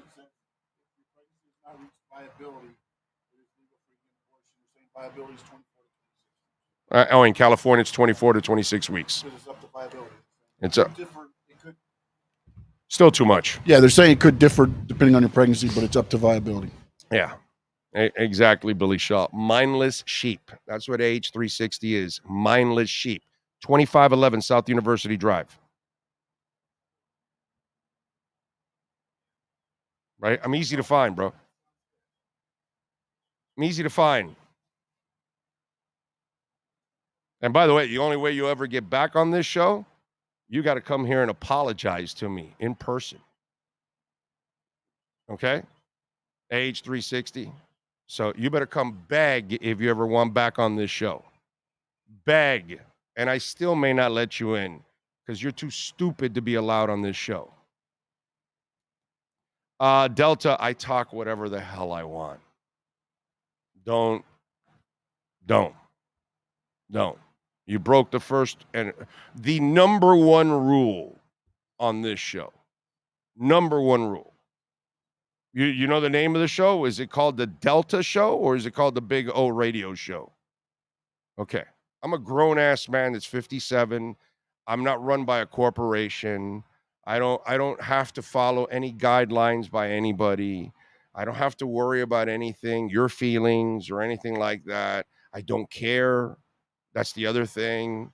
You know what I'm saying? Even if just because you're making donations, I'm not going to kiss your ass. You know?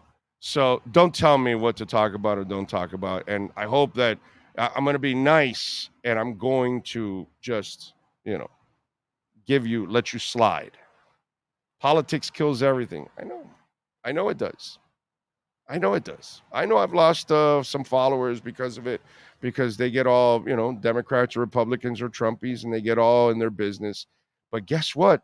This is not a page or a platform for the weak-minded and the soft.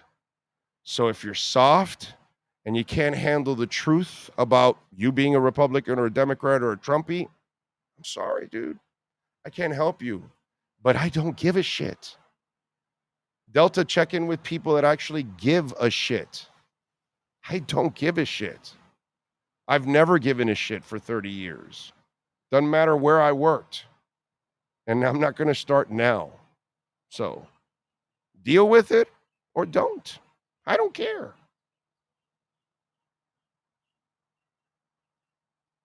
So, Marlins, by the way, lose to the Padres 9-4 yesterday. Sandy, bro. What did you do to him? You sure? I think he got full of himself. He got the award, and then I blame the owner. What'd you do, John? You think he wants out? But you got to do like Soler then. Start hitting home runs. Yeah, bro. Soler heard that Yankee rumor at the beginning of the year. He said, what? No. What? Wham. Remember we talked about the Yankee rumor at the beginning of the year?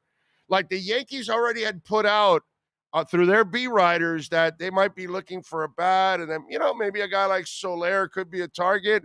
And that guy has exploded bigger than any volcano there is on Earth right now. Okay? I mean, he is exploding more than badass volcanoes that are exploding under the ocean. All right? Building up islands and shit. So if he wants out, bro, pitch your ass out of here. You think he's... Then we have to give him away, and then he goes back to being a Cy Young guy. Oh, God. And you know what? They're barely over 500, right? They're like one game over 500. 50 games into the season, man. I mean, that's... But what Sandy pitching like shit, it's pretty good. Yeah, that's the other thing. It's like... It's pretty good, dude. This guy might be a good coach. Yeah, no, yeah. It's early. It's only 2 months in. He's the Spo of Major League Baseball. I'm calling it right now. Schumacher is the Spo and the McDaniel that we needed for the Marlins. I just want to be ahead of the curve. Oh, God. De La Cruz, by the way, also looking to play his way off the roster. He hit his 7th home run. 3 of 4. Hit a 2-run shot in the 4th inning. Blake Snell and Braxton Garrett tonight at 6:40. It's just the weirdest thing with Sandy, bro. Man. Like, I thought by now, we're 2 months in. I thought, okay, first couple outings. All right, he'll find his way. It's Sandy, he's awesome. And you just wonder if it's in his head now. That's what I wonder, if it's in his head. What do you got? We can go to the Big O Said It First area here again. Here we go. Barry Jackson saying McDaniel said player who replaces Gesicki in terms of what they contribute could be a wide receiver, not necessarily tight end. Gesicki, of course, lined up in the slot a lot. McDaniel also said the camera Tua is wearing is common and also has audio. Okay, cool. All right. Yeah, you want to hear the cadence and everything? Okay, I like it. All right, I understand that. And then maybe to watch. And so if he he's changes plays or he's something. basically talking about the tight end that it could be like a receiver because, as I've told you, right before anybody else, that there's a battle on the offline tight end. That getting Higgy with it, who got drafted, and then last year's guy, Tanner Connor. That's the experiment that's being done right now with those two guys. And one of those guys has to prove worthy of a roster spot. And I think that that's going to be a weapon they added because Tyler Kroft, Eric Saubert, or what's it called? Smythe, they're not dynamic players. So you have no one that is a dynamic tight end and a blocking tight end. So now you've got 3 blocking tight ends that are serviceable pass catchers because Tyler Kroft is a serviceable pass catcher. Saubert's a serviceable one. And obviously you've already seen, what's it called? Smythe, and he's serviceable too. But the other 2 guys are dynamic. They bring speed to the table, receiver-like speed to a tight end-like position. So that's where I've been telling you that that's the experiment that's going on. At least that's what it looks like to me. And maybe that's what McDaniel was talking about. And if you see anything else, give us some nuggets there. Big O got Bobrovsky at his fingertips. That's it. Big O's Tiger going to win another PGA Tour. No, he's done already. This time he's done. It was a miracle he won the other one with the green jacket, bro. That's, and after that car crash, it's just tough for him. You saw him, man. He's having tough walking and dealing with all of that. Let's see. If you only talk or listen to people you agree with, life gets boring real quick. That it does, my friend. After getting smacked by Venezuela in the Classics, Sandy has been done for. Whoa. Yeah, that was in Lone Depot also. Wow. Never thought of it that way, Laz. Have they figured him out? Right? But also another thing, too, is like now, I think the clock is also helping the hitters. Because pitchers have to stay in a rhythm. Like, you can't just, take a moment. Like, if you're pitching bad, there's no getting out of it. And they can't go for that walk anymore unless you're a speed walker. Right. No, you're back on the mound. So now it's like, if it gets bad, it's just going to, I believe, snowball for the pitchers. It's a great point, I think. I think that's a great point. I don't know if that's what's affecting him. Because I'm trying to remember him, and he's not. I don't remember Sandy being such a slow delivery guy. You know what I'm saying? But wow, I hope this doesn't last all season, man. More on the McDaniel press conference. They're only going to go with 6 OTAs as opposed to the maximum 10. He wants convicted, present, deliberate approach to each of the practices. Okay. All right. He says they've earned it. The way they've approached the whole offseason, they've earned it. Okay. Brett says something in the Gatorade cooler in South Florida. We're becoming a sports mecca. Roderick says, when it comes to Dems and Republicans, when all is said and done, more is said and next to nothing gets done. I love that. That is awesome. Man, I hate when the AC goes out. Ugh, damn this Florida heat. Yeah, oh yeah. We can't be without AC in Florida. Big O is a gangster. I want to vote for you because Big O tells the truth. We try. But Big O's one of those that don't want the job. Yeah, I don't want the job. That's true. You just want to kill me. I already have 5 stents in my heart. I don't need that job. Also, Robert Saleh saying they're optimistic Breece Hall might be back for week 1 against the Bills. Good for him, bro. From a torn ACL. Good for him. I know you like Breece Hall. That's why. I mean, I don't. Even if he's a Jet, dude, I don't like seeing good players get injured too. I mean, players in general, but football's not good with Breece Hall injured. Football's not good if, whoever is injured. It doesn't matter. You name it. Jefferson with the Vikings. Doesn't affect my world, but we're not better if he's injured. You know what I'm saying? So it doesn't matter. The player, any of the people that bring entertainment to us and star quality and really good player, I want to see them all play. And I want the Dolphins to beat the Jets' ass with Breece Hall. I don't want any excuses whatsoever, dude. Okay? That's how I want to play the game, but I don't wish any bad on that. That's not my style, dude. It's just not. I don't like that. Not a fan of it. Earlier in the show, you were talking about Deion Sanders knowing his audience and everything there. Yeah. Mike McDaniel does as well, by the way. Yeah, so let me tell you. Mike McDaniel's from Colorado. Mm-hmm. He had a Denver Nuggets fan plan in 1994. He picked the bull package. Michael Jordan retired. McDaniel said he's all in on the Miami Heat. All right. Yeah. Well, he's at the games. King Short, you're liking it, huh? Getting Higgy with it? Yep, that's my nickname for Higgins for our 6th round pick. Big O, anything new on Tyndall? True Fin fan, we will find out on Tyndall when they put the pads on. Right now, everybody looks marvelous. There's no hitting, right? So everybody's coming around the corner playing well. Offensive linemen are all set. QBs are throwing with tons of confidence. Receivers are catching it in the middle of the field, not expecting anything. Running backs are running through the middle with no contact. We're not finding out anything right now. There's just nothing going on right now. For a linebacker, we need hitting. We need physicality. For linemen, for D linemen, those two fronts. Until we get pads on and get hitting, we will not be able to measure them and know what they are. So, Tyndall, you got to wait till we get to training camp to really start to get a feel for what he is. Right now, we're not going to get any feel, unfortunately.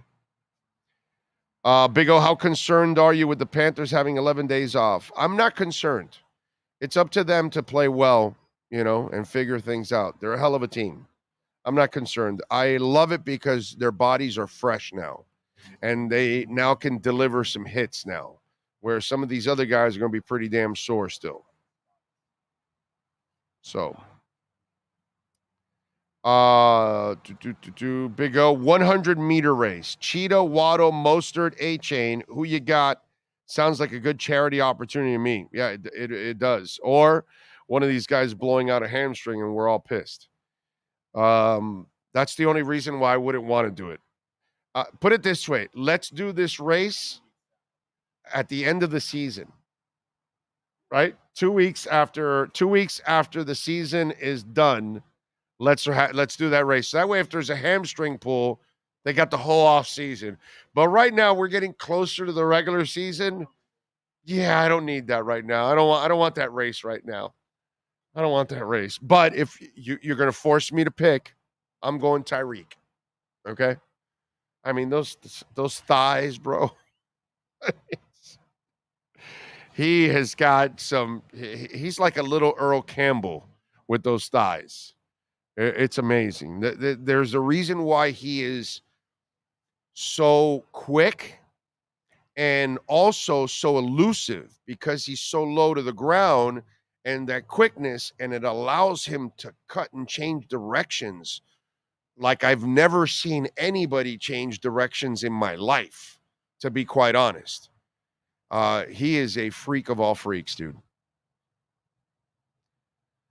I'm still hearing, sadly, Poop said he's still very lost, getting the feeling he's a year or two out from contributing. Well, he's got to get going this year, my man, because he's not a 5-year player. He's a 4-year contract.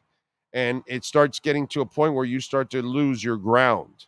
So he's got to do something this year to not lose ground, because the new defensive coordinator is not the guy that was part of his draft. So if Fangio by the end of the year says, yeah, this kid doesn't fit what I do, he has no future here. So you're going to have to take the loss and move on. So my thing is Tyndall does not have a third year in him. That third year is like Noah's fourth year or fifth year now, right? This is Noah going into fifth year, right? Same thing. Noah's never going to see the fifth year, but he is going to see the offseason. He'll see training camp and then get cut at the end. I can see that with Tyndall next year, getting cut at the end by the time you get to 52. He's got to show something this year. He's got to show Fangio that he can play in this system some way or somehow.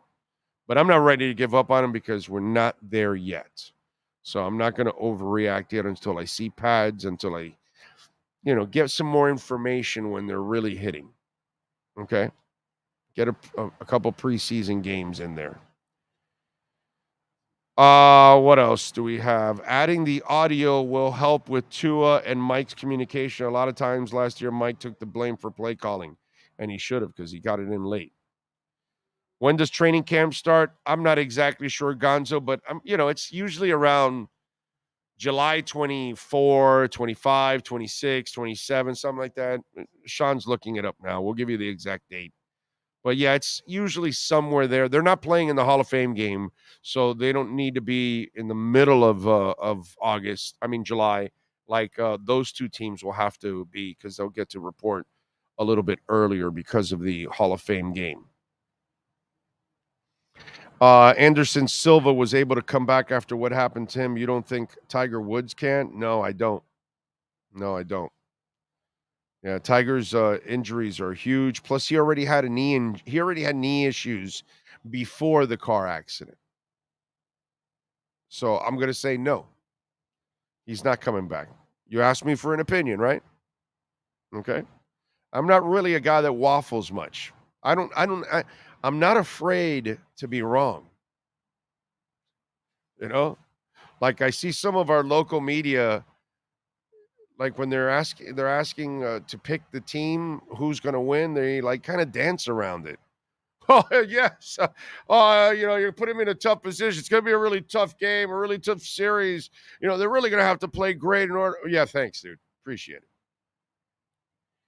It's like I didn't know that having an opinion, and maybe it's a different one, would be such a problem for some people. They're so worried about people's feelings. Big O, I might have to take A-Chain. He stated he has been clicked at 26 miles per hour. That's all right, bro. You can claim whatever you want. I'm going to go with Tyreek from what I've seen. Yes. It just says the end of July right now. Yeah, so they haven't come up with the exact date yet. It's end of July, but it's what I told you. It'll be July 24, 25, 26, 27. Somewhere around that area. That's usually what it is, I don't know if you saw Frankie Fresco. He was asking, does Caneware have Panther jerseys? It's not, do they have Panther jerseys? Which Panther jersey? Yeah. I'm sure they do. Yeah, I'm sure they have Panther jerseys, yeah, they bro. have Panther jerseys. Yeah. I can bring some out for you to show you. But yeah, they got Panthers gear. They got Heat stuff. And also, you got the Eastern Conference Final stuff. Eastern Conference Final stuff too. Yeah. Or Eastern Conference champion. Sorry. Do they have NBA Final stuff too? You know what? I just sent myself the link, so I was going to go in there. Let me take a really short break here, and let me come back with some stuff here from Caneswear. Back with more right here on the Big O Radio Show.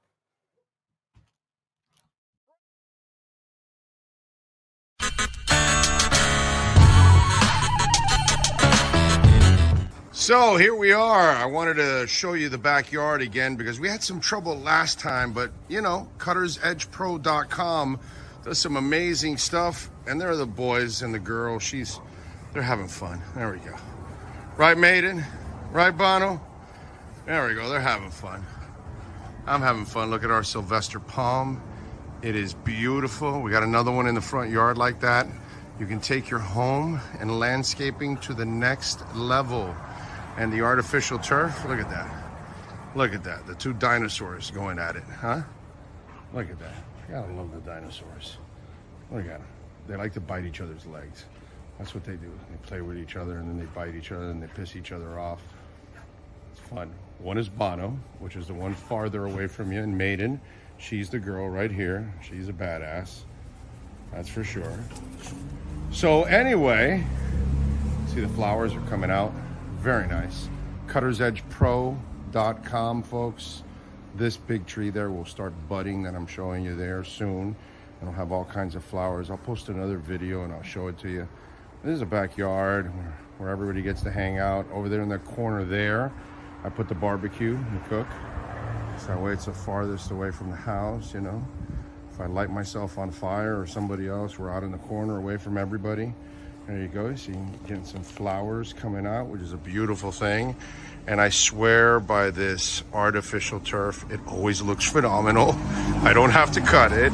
I don't have to water it. And so I'm saving a lot of money, hundreds and thousands in the long run, because I'm not watering or, of course, cutting the grass. And you know, here in South Florida, we cut the grass like every 10 to 14 days.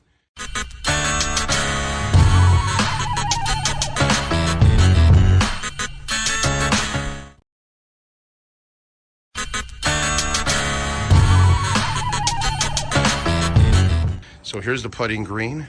See? There you go. Got two flags. One was over there where Cutter's Edge Pro. It's not coming out now. Come on.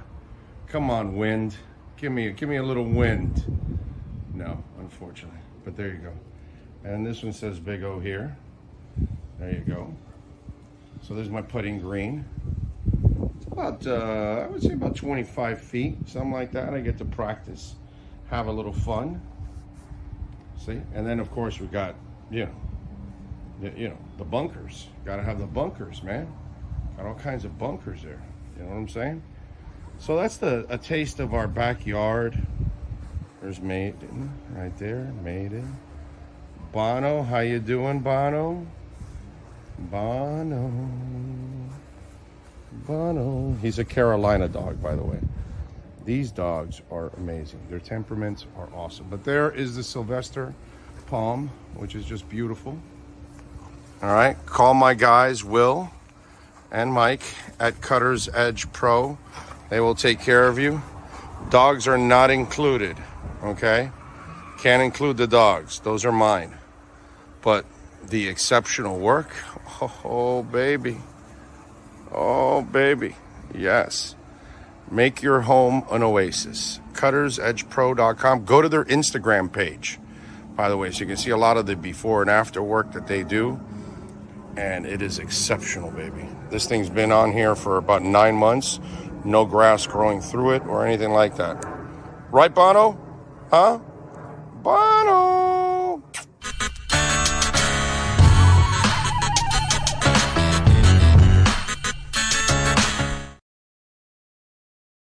The viewpoint statements or beliefs expressed on the following program by the host, guests, or callers are not necessarily the opinions of FantasyXS.com, Media Group Inc. ownership, management, sponsors, or website.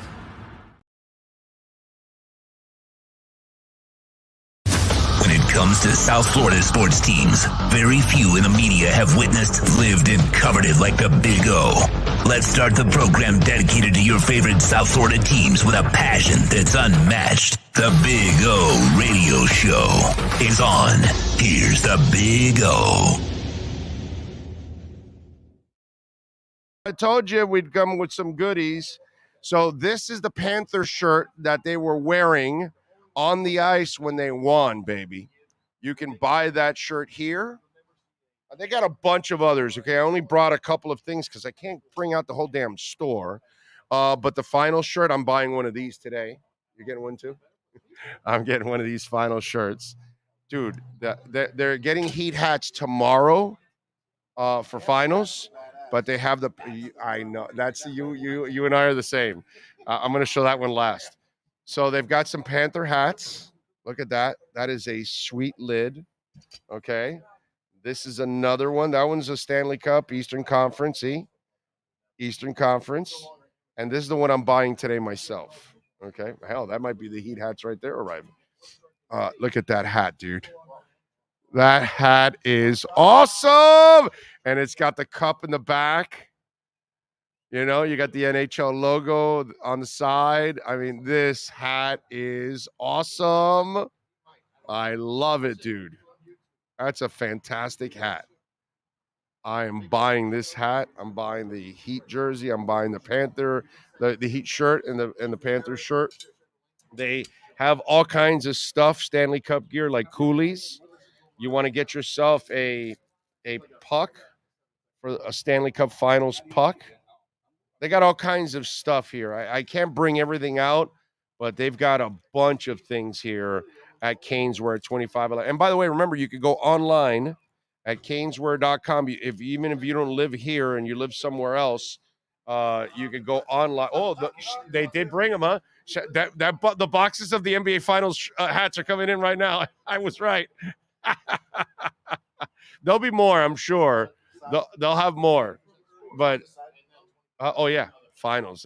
Like, see, so you'll have more. They're coming in, okay. But remember, you go to 2511 South University Drive. You come here, 2511 South University Drive, but you can go online at caneswear.com, and if you order over $99, you'll get free shipping. So if you don't live in South Florida and you live away and you love the local teams here because maybe you were South Floridian, or you just, you've become a fan of the South Floridian teams, you can actually order online and check it out. Bro, the red hat is just out of control. Really, seriously. That thing is awesome, man. Imagine getting hit. Oh my God. 90 miles per hour. What was it? Was it the Panther that got hit on the side of the knee? And that, you remember, you saw in the series where he got hit in the knee and the poor guy was like skating on one leg off the ice because that shit hurt, because you have pads everywhere, but not on the side of the knee. Oh my God. Because by the way, this is frozen, right? They get the pucks and they freeze them. So this is not an official? No, that's official. But what I'm saying is they freeze them. Like Brady used to put them. So it's not just hard; it gets even harder. I thought you were. It's there's water inside. No. I'm telling you, they freeze the puck. So not only if you get hit by this, they'll knock you out. It's frozen, bro. So that way it glides also. You know what I'm saying? But holy crap! Remember also, Duclair took the skate to the lip. Oh my God! Yes, that's right. What a tough son of a bitch. Jesus. We're ready? Matt's ready? All right, let's do it. All right, hour number 3, we promised you Matt Verderam. Matt Verderam. Hey, baby. Yeah. Let's talk with Matt. SI right now.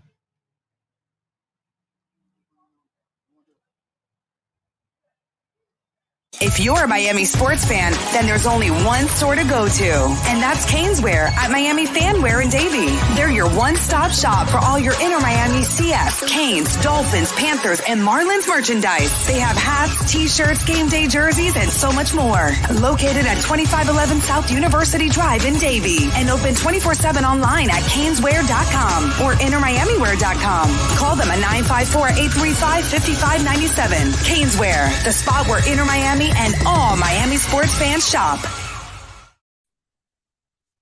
All right. There he is, the man, the myth, the legend. All right, do we have him? Now we got him. Okay, there we go. How you feeling, baby? You feeling good? I'm good. How are you? 2 8 seeds in the finals. It's the You guys craziest are living shit the dream ever, right bro. now. Craziest shit ever. I mean, it's other cities have had their NHL and NBA team in the finals, but none of them were 8 seeds, and somehow or another did this. And I actually believe the Panthers are the ones that have the better chance at. They're one of our sponsors. They sell a lot of stuff. Brother, I'm buying this today. How sweet of a lid is this? Huh? Is that a sweet lid or first what? of all, the Panthers have one of the nicer logos, I think, in sports. Like when they rebranded it a handful of years ago, they really did a nice job. Classy. It is classy. It looks, even though they're not a team that's played since like the 40s, it looks like a logo you'd have, from that era. No, it's very nice. And they in hockey, who's got the hotter goalie? Who's got a better power play? I mean, there's just, hockey's a weird sport like that, where Bobrovsky was so all year long, but he's been lights out in the playoffs. Right. And that's enough to win. I mean, it really is. So no, I think they have a very good chance to win. Yeah, I'm with you there, dude. I think because of the way Kachuk and all these guys are playing right now, and the way Bob is playing, they got to.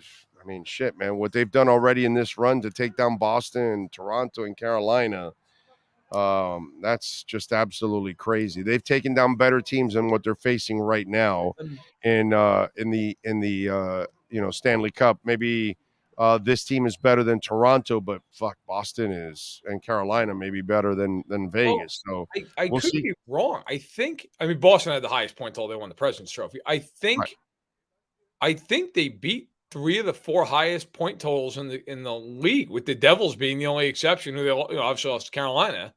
Right. No, listen, they're gonna have a really good chance. I mean, Vegas, they've been here before. I mean, I'll say this for Vegas: has there ever been a better expansion team ever?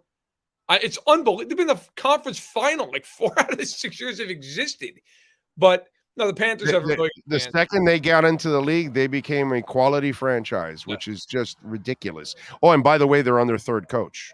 I know, it's weird. It is weird. But I mean, really, hockey does expansion right. Like when you look at hockey, it didn't take long in the 90s for the Panthers to go to the final. The Sharks were good pretty much right away a few years in. The Senators took a little bit, but were good. And then really, the only team really that has not picked up is Columbus. And even they've had a few years. But like Vegas, Seattle this year. Seattle was really good. It's their 2nd year of existence. So the NHL, if you're an expansion team, you actually have a chance. Like you don't have to just suck for 10 years like you do in most of these sports. Yeah. No, I'm with you there, man. It just really is amazing what's gone on with the Panthers, and to be able to overcome all of this, play the way you played all year, and then turn things around like the Heat did. It's just something I've never seen before in my life. But I will say this, whereas the Heat, it's, they keep pulling off miracle after miracle. I think the Panthers are pretty legit, actually. It's really good. Yeah, they're a team that really shouldn't have been this bad all year long. And that's the strange part about it. We've talked about why, they had a new coach and a lot of change, and that takes time. I mean, it really does. But it's funny, like the one thing. No, I agree that the Panthers are legitimate. With the Heat, take nothing away from them. Give them all the credit in the world for where they're at. But the Heat have shot the ball in a way that I don't think they could do this if they did 100 more playoffs. I mean, and hey, listen, that's not a knock. That's just the way it goes. They are hot as hell at the right time, and they're beating teams, and kudos to them. But the Panthers, like like next year, if you said to me, do you think the Heat are going to win the NBA title, same team next year? I'd be no, I don't think they could do that. The Panthers could be back in the final next year with this team. I mean, I don't think that's wild. So you know what, as a longtime hockey fan, it's fun to see that building with fans in it and excited, and the area excited. I said to you a couple of weeks ago, I think all these purists who are like, it would have been better if Boston was here. Those fan bases are already established and built, and everybody's going to sell out every one of those games. Yeah. As he loves the sport, I want to see the Panthers be good. I want to see the Hurricanes be really good. Those are the franchises that, I want to see those buildings rocking. And the Panthers fans have been awesome this entire playoff run. It's been a lot of fun to watch. I'm with you there. Where does DeAndre Hopkins end? Because there's, people are either saying he's available right now still because people think he can't get separation. He's getting up there in years. People are afraid to give him a multi-year deal because of his age. He wants big money. He sounds a lot like Melo, that he's more interested in his money than actually winning. And it's like, yo, dude, haven't you made a lot of money? Don't you want to go somewhere where you can, because some of the contenders that he may want to go to may not have the cap space for the kind of salary he wants, right? Like if you want to play with the Bills or the Chiefs, well, you're dude, not getting $20 million. Right. You're not, you're going to have to sacrifice some, but dude, you have a shot at a freaking title. Now, but he sounds a lot like Melo. I don't know what you're hearing behind the scenes. Is money really the driving factor for him? Certainly at the top of the list. And look, I think the one thing that is... Does that make sense to you, by the way? that money would be at the top of his list I at mean, this point? all these guys have such a short, finite career. Like, I'm never going to kill a guy for going after money. At the same point, legacy-wise, bro, you need a ring. Like, that's Yeah. like if you want to be remembered, no one's going to remember that you played for the Texans and the Cardinals. I'm not saying people won't remember him. He was a great player, but like, no one's like, it's kind of like Andre Johnson, right? Exactly. Andre bro. Johnson was a phenomenal player, like one of the best receivers I've ever seen. Ever. And you know how often he comes up in conversations? Never. Because they never won anything. Nobody cares. Like, to me, that in the end, like, you've got to, even if you don't want a ring, can you be on a bunch of really competitive teams? You know, the Kellen Winslows of the world, the Ozzie Newsomes, like, they never won. The LSU kid in just 2 years or 3 years and a busted knee for half a season has already done more than you in his short career. Why? Because he and Joe Burrow made it to a Super Bowl already. You know, it's like it's what it is. It's the way the world works. So, listen, I think the one thing that needs to be said, though, because this stuff, one thing that drives me nuts is you turn on the TV and people that know better sit there and just go, yeah, the Bills and the Chiefs. Okay, but dive into that for a second. So the Bills and the Chiefs have no cap space, okay? Like, between them, they can rub about 3 nickels together. So now, you can create cap space. You always hear people say, well, the cap's fake. And to an extent, there's truth in that. But the bill also comes due. Next year, 2024, the Bills already have 9 players making double-digit salaries, $10 million or more, all right, including Allen, who's almost at 50 next year. Could they move money down the line? Yes, but that becomes a hell of a cap crunch. I mean, they're going to have to start cutting real guys, not like, oh, this guy who doesn't really play, like real players, just to get a year of DeAndre Hopkins. If I'm the Bills, I'm leery about that. If I'm the Chiefs, you can do it a little easier because of Mahomes' contract, which is essentially a get out of jail free because it's so long. You can just move $23 million down the road, which is what they could do with a restructure, and it doesn't really hurt you. But the Chiefs have shown, and Tyreek Hill is a perfect example of it, they have a number, and they are not going to go over that number. And if they didn't go over it for Tyreek Hill, they're sure as hell not going over it for DeAndre Hopkins. So the question's going to become for Hopkins. If he wants to play for one of those teams, they'll make some room, but it's going to be at their price. It's going to be at their number.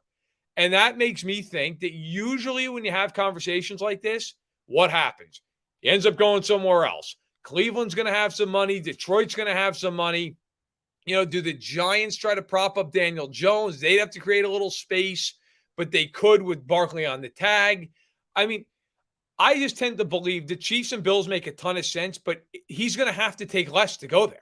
There's just no way. And you know more than I do about this, I'm just going by what I feel from afar here. I kind of get the feeling that the Chiefs really want to kind of try this Kadarius Toney thing as a number one because all you have to do is be around the kid and watch him. He's got number one talent. And so if you bring Hopkins in, does that then take away from him and Sky Moore and Scantling? And it's not that receiving core is actually better than what people think it is. Actually, it's a decent receiving core. I think bro. here's the.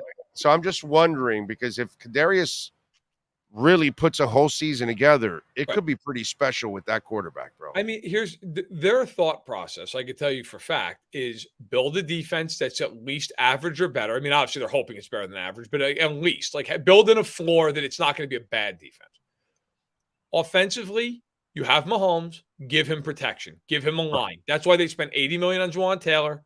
That's why they brought in Donovan Smith on a flyer for 1 year. We'll see how he plays. Last year he wasn't good. We'll see if he bounces back. That's why they used a 3rd-round pick on Wanya Morris to tackle out of Oklahoma. They believe that if they have Mahomes, Andy Reid on the sideline, and a really good offensive line, they're going to score a ton of points. And history says they probably will.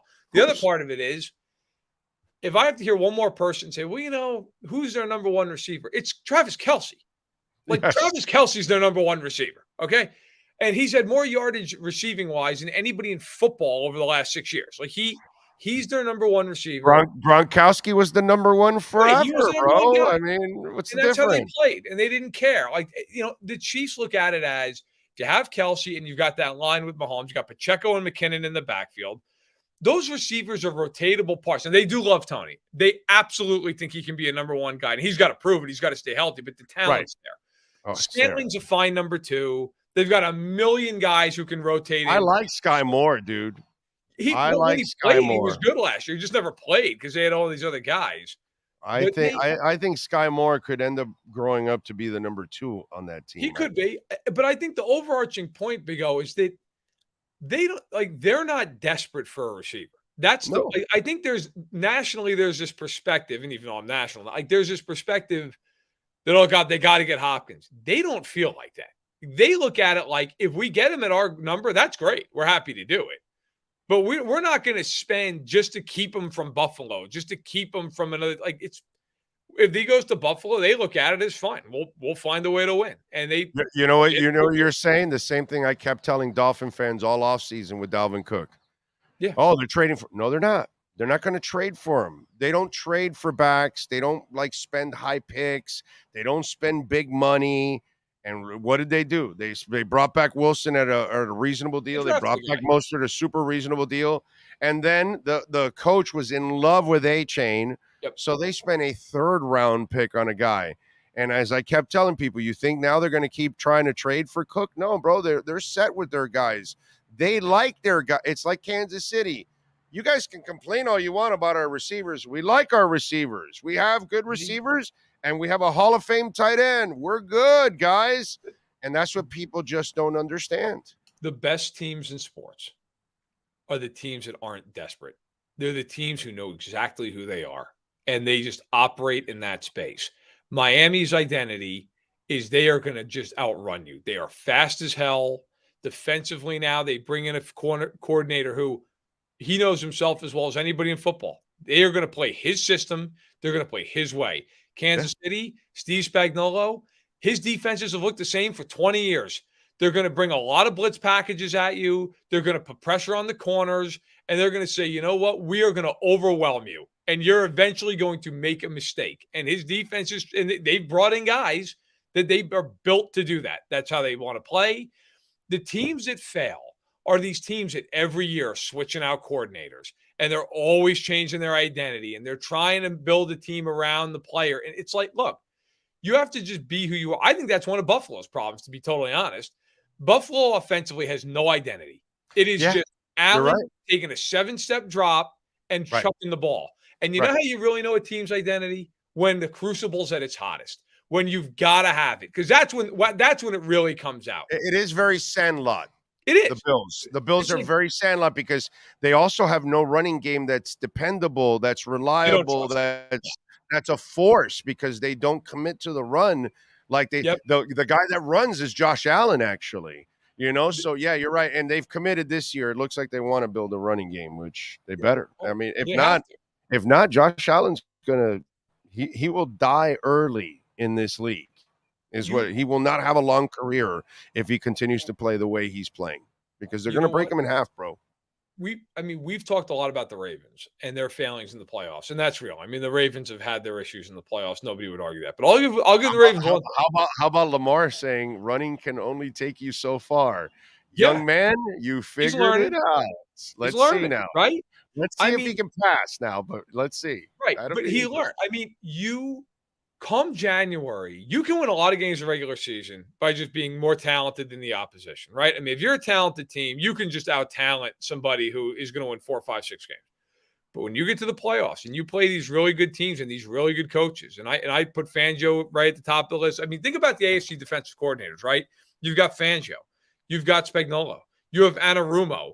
I mean, you've got guys. You've got real coordinators. And these teams, when you play a team like Baltimore has been so one-handed in terms of the way they play on offense, those coordinators are just going to say, you're not beating us running. You're not going to beat us on the ground. Beat us any other way. And those teams, because they're in the playoffs, they're talented enough to do it. They're talented enough to just take it away without having to cheat with the numbers and say, okay, throw the ball. And now Baltimore, I think to their credit, has finally realized, look, we cannot play this way and win in the playoffs. But I think some of these teams, to bring it back to Buffalo for a second, Buffalo, it's the other way where they just won't ever run the ball. And I don't mind you putting the ball in the hand of Josh Allen, but their problem has been they don't even have a possession game. It's just, we're going to chuck it. Right. And that's fine when you're playing some team like Houston who just has no chance. But again, if you're playing a smart coordinator, they're going to say, you know what? We're going to play 2 safeties deep. We're going to challenge everything over the top. We're going to try to put pressure, and Allen's going to have to beat us on these intermediate routes. And he's got the arm talent to do it, but the Bills don't have the infrastructure to do it. They've got to change. And if they don't change, they're not going to win a Super Bowl. I'm with you there. Tom Brady and the Raiders. Yep. What the hell is going on? The Derek Carr story. Not the Derek Carr, the Garoppolo story with the surgery, and like they kind of knew that he was messed up, and yet you still sign him. Now you've got Brady, and then they're saying that maybe he steps down from ownership to I think, by the way, personally, I think if he ever tries it again, I think it's going to be an unmitigated disaster by Brady. I really do. I think he's going to get old with the quickness, and he didn't even want to get hit last year.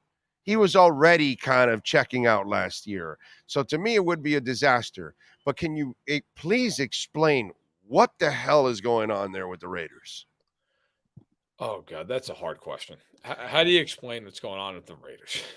How much time do we have? Not enough. No, we don't.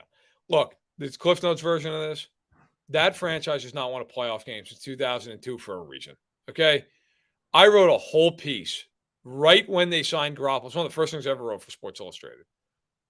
They are doing the same thing that every other guy who's ever come out of New England has done. It is just, how many guys can I get that have played in Foxborough? That's all I want to do. I want to recreate it. And if you look at the Raiders, what did they do this offseason?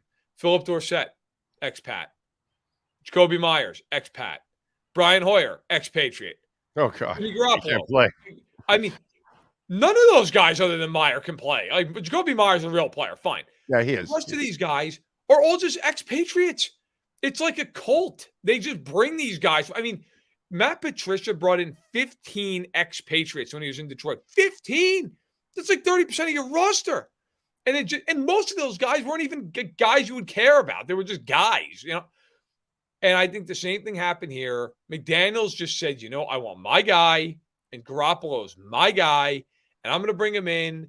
And everybody said at the time when they had to delay that presser by a day, it's fine. It's not a big deal. And I always thought that was weird. It could never pin down why, but that doesn't happen. Like, why are you delaying this? Well, now we find out he needed foot surgery, and he may never play it down for the Raiders. And now there's like, well, they could void the contract. Here's my thing with the Raiders. Let's say that happens and you void the contract. Okay, now what? Brian Hoyer's your starting quarterback? Oh my God, that guy can't play. The only upside of that is you're in a real fight now for Caleb Williams and Drake May. Because for sure. Okay. Sure, now now here's the other side of this though. Let's say Garoppolo can play by week 1. Can he play in camp? Can he play a preseason game? Is he going to have no reps and walk into this? Like, here's another question. Why did they trade Darren Waller for a 3rd-round pick? Like, I like Michael Mayer as much as an ex-guy. He's not Darren Waller at this point. And I look at it and say, you know what? You have a quarterback in Garoppolo who cannot throw a deep ball. Cannot do it. You have Devontae Adams, who's a great deep ball receiver, who now is completely neutered in that regard. You're talking about maybe getting rid of Renfro, who's a possession receiver. You don't have the tight end who's going to work the middle. How is this going to work? You have no offensive line outside of Colton Miller. Like, it's just that, McDaniels, everywhere he's been that doesn't involve Tom Brady has been a disaster. Everywhere. Every single stop he's been has been a train wreck, and he's just alienated people. And so we're back at this. And no, for the record, I do not think Brady's playing one snap at the Raiders. You think he wants to get behind that offensive line? Oh, God, it would be dumb. It would be dumb. All right. I got to ask you, because I thought about you this morning. As we talk about one dysfunctional organization in the Raiders, let's talk about another. Your Knicks. They got rid of Scott Perry now. Like, what's the deal, bro? Well, look, I'm not in the business of ever defending the Knicks, and I won't do it here. But I will say this. They have a weird situation there, which I guess you could but maybe the title of my book is being a Knicks fan. They have Leon Rose, and they have Worldwide West there. And Thibodeau's involved in the front office. They have Brock Aller, who's really kind of their de facto GM. Like, Perry and Steve Mills were involved years ago, and when they were making the decisions, it didn't particularly work out well. And now Mills is gone. They parted away. Like, honestly, they have so many cooks in that kitchen. I don't really care. Like, it's just weird. They don't really have like if I had to say one guy who probably makes the most decisions, it's probably Brock Aller and Leon Rose. Like, they probably are the two that have like the biggest decision making, handle on everything. But look, my biggest fear with the Knicks this offseason is they actually have a pretty good young team. Like, they've got some really nice pieces. I mean, they got to figure out what the hell they're doing with Randall. But like, the rest of that team is actually pretty young and good. Barrett's good, Quickly's good, so on and so forth. Brunson's great. The fear I have is that some B-list superstar like Bradley Beal is going to say, I want to get traded. And the Knicks are just going to go, that's great. 4 first, Quickly, and Barrett. And then I'm done. Like, that's my biggest fear. Brunson does need that other star next to him. They do, but they need the guy. They don't need like right. I get what you're saying. A 1B. He's really, really good, but he's not. Yeah, he's not. A top 10 player in the league. He's probably top 15. He's probably somewhere in there. Yeah. Randall's a really good regular season player. In the playoffs, it's a disaster. Barrett is 22, and I think Barrett's going to become a very good 2 or 3. They need the guy. They need that who it's like when you have to. I mean, look, against Miami. Well, who's that disgruntled guy that you can get and he's willing to go there? I mean, I don't think it's going to be this year. Is it Luka eventually? Yeah. Played with Brunson.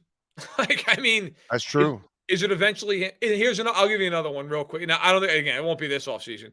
Is it eventually Devin Booker?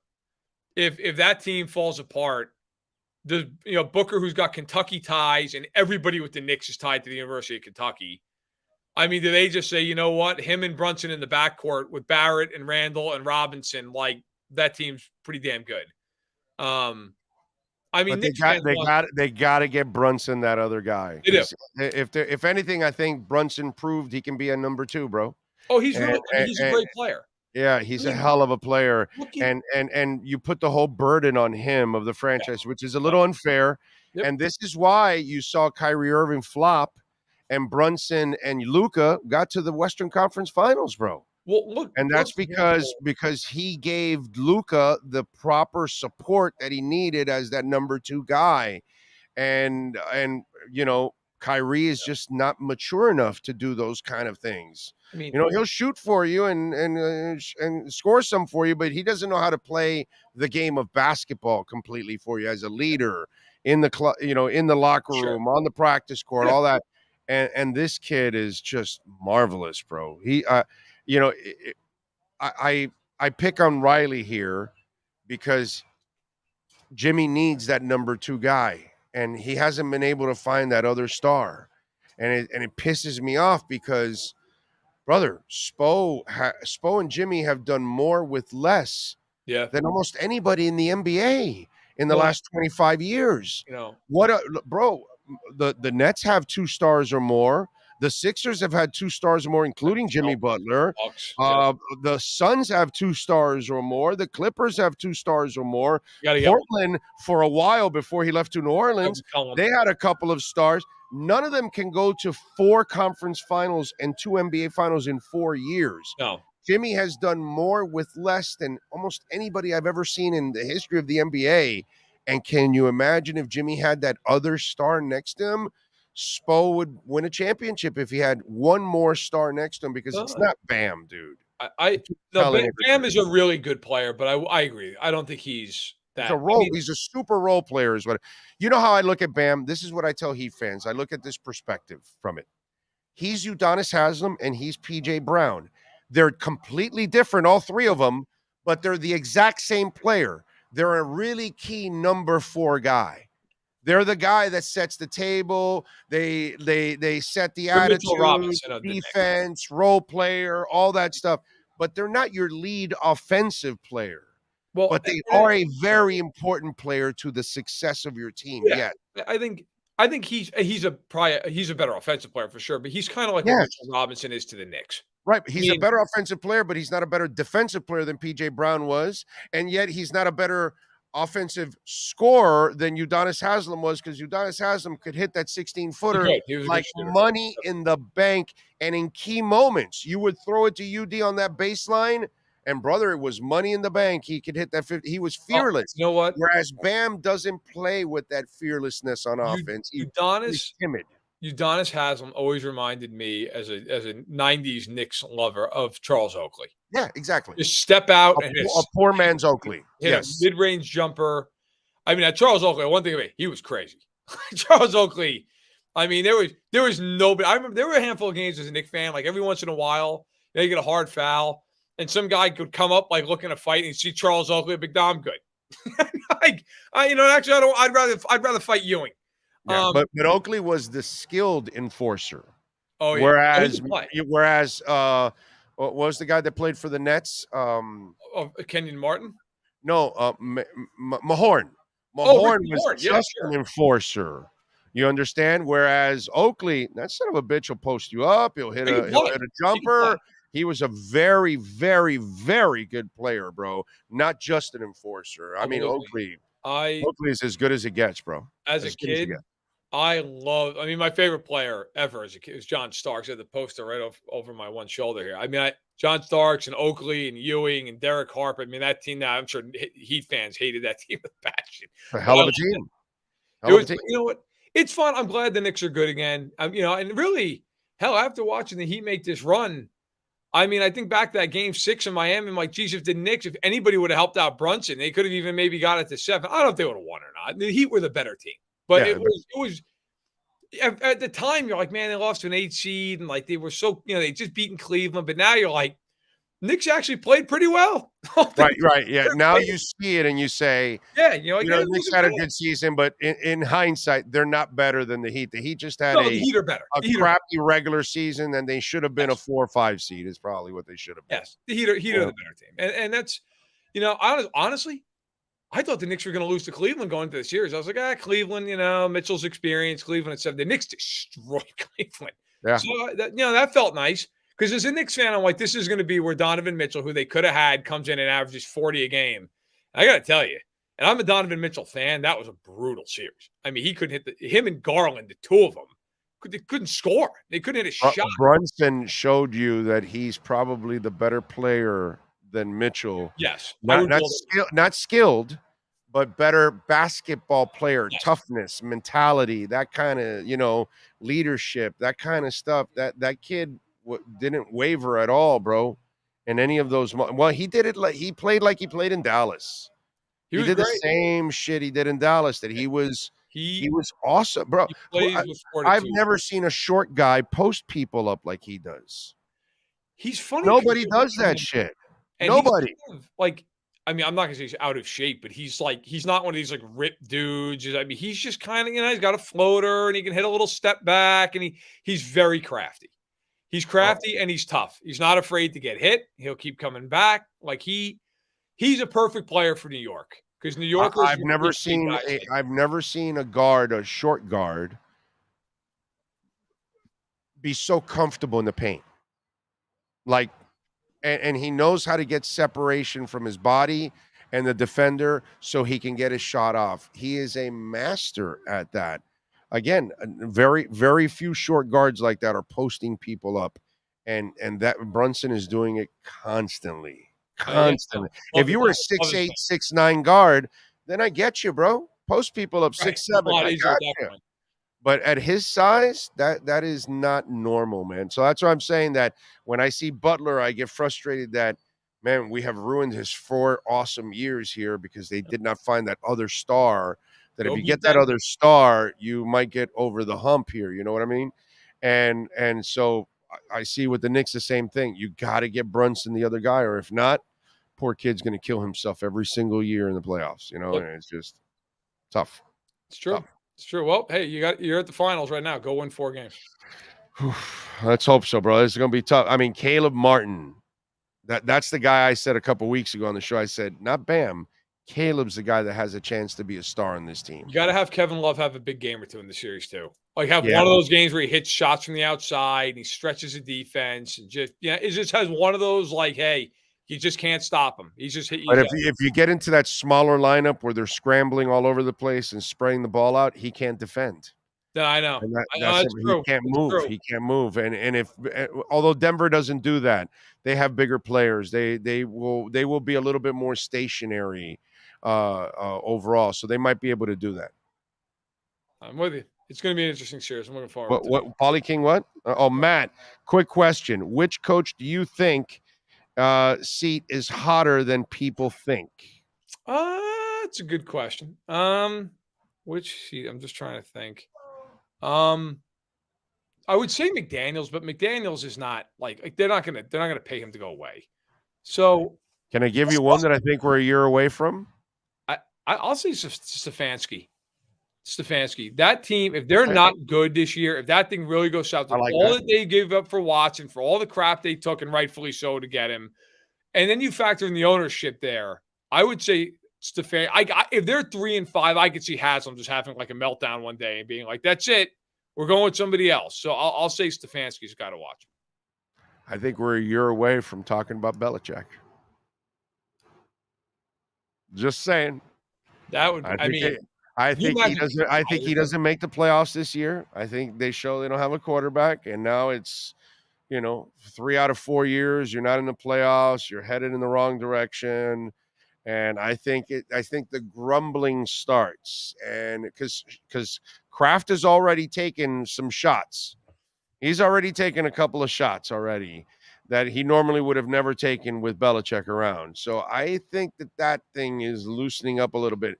No hot seat yet, but I think after this failure of a season where they'll be in 4th place, I think he's going to look around and say, yeah, I think the magic's gone. I think we had our time and it's gone. That team might have no magic left in it. I think most. Oh, no, it has none. Because they have no quarterback. But none.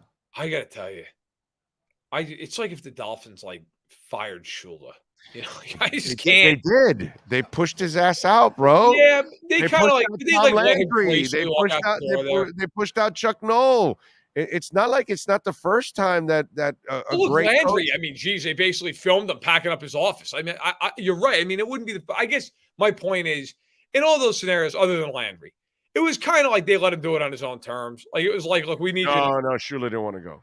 Yeah, trust me, Shula did not want. I believe you. You're a lot closer than I am, but Shula did not want to go. I just can't. And maybe I'm nuts, man. Maybe I'm wrong. I just think that's going to be a Belichick. It's like, how long do you want to stay? And we're going to let this thing kind of just fizzle. But maybe, you know what? The NFL does stand for not for long, as Jerry Glanville once said. You know what? It's not crazy. I'll say that. I normally would agree with you on this, but the problem is these two have butted heads already for years on the Brady stuff. Sure. They butted heads on the Garoppolo stuff. So they have been butting heads and then the shot he took just a couple of weeks ago when he said, well, we don't, is Belichick still around to just break Shula's record? And he goes, well, we don't keep players around just for stats. Yeah. It's about winning here. And we haven't won here in the last couple. I just think he's getting to that point where he's older too. He doesn't have time either to wait around to see if it turns around. I just kind of think that even that situation is going to end. It'll take another 2 years from now, but I think next year we start the hot seat talk. I really do. It's not crazy. And by the way, the back to just kind of wrap it, the Paulie King's question about the coach's hot seat. I'll give you one. This would be an in-season thing. If the Jets don't make the playoffs this year, Robert Saleh, that seat is piping. Okay, really, you think so? You know why? Think about it. So I like him. I like him. I like him. Here's the one thing with this: they've not been good for 2 years, and that's fine. He hasn't had a quarterback. The roster he took over was garbage. Nobody's killing him for that. And last year they were competitive. They ran out of gas with the offense. Right. But now, comes real expectations. You got a real quarterback. True. You got a real defense. You're going to find out now, okay, well, how good of a coach are you? Because it's one thing when there's no expectations. That is New York. There are major expectations. That team needs to, at bare minimum, in my opinion, win a playoff game. If they don't do that, that's a flop and a half. And you have no idea if you got Rodgers for any more time. Now, do I think you would be fired? No. But my point is, if they go 9-8 and don't make the playoffs and they're healthy, Woody Johnson, I always look at owners, who are the owners that you're just I have no idea what this guy's thinking? Well, Woody Johnson is right at the top of the list. You don't know what Woody Johnson's going to do. It's just, it's one of those things that you look at it and you're like, would I fire that guy? No. But could I see that owner just waking up one day and being like, I'm sick of being on the back page and I'm sick and tired of taking slings and arrows and I'm going to blame somebody else? Yeah, Yeah. sure. Yeah, that is a possibility. I'm with you there. That could definitely happen. And then again, hey, they fire him. They have a head coach in the waiting and their offensive coordinator. Of course. You know, it went Bring him so in. well in his last stop. So, you I know, can't even imagine him in New York. Oh my God. They would need 24-hour security around the thing. I was was a hilarious. kid when Kotite was the coach. Oh, And God. I was like 8, but I remember that. And I remember fans like, back then, my parents, like, we didn't have dish TV or anything. It was like you said, cable. So like when we watched games, it was the Jets and the Giants. And it was routine that, the games were on NBC at the time. You'd be watching a Jets game and they'd show a shot of a crowd and like 3 people would be giving the finger to Kotite. And they'd have to just stop showing the crowd because they're so angry all the time. I'm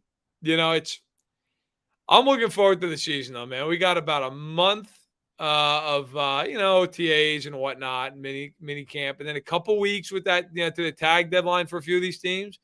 And before you know it, we'll be doing these interviews. I'll be on a camp tour. I'll be coming to you live from Detroit. I'll be coming to you live from Kansas City. You name it, I'll be there.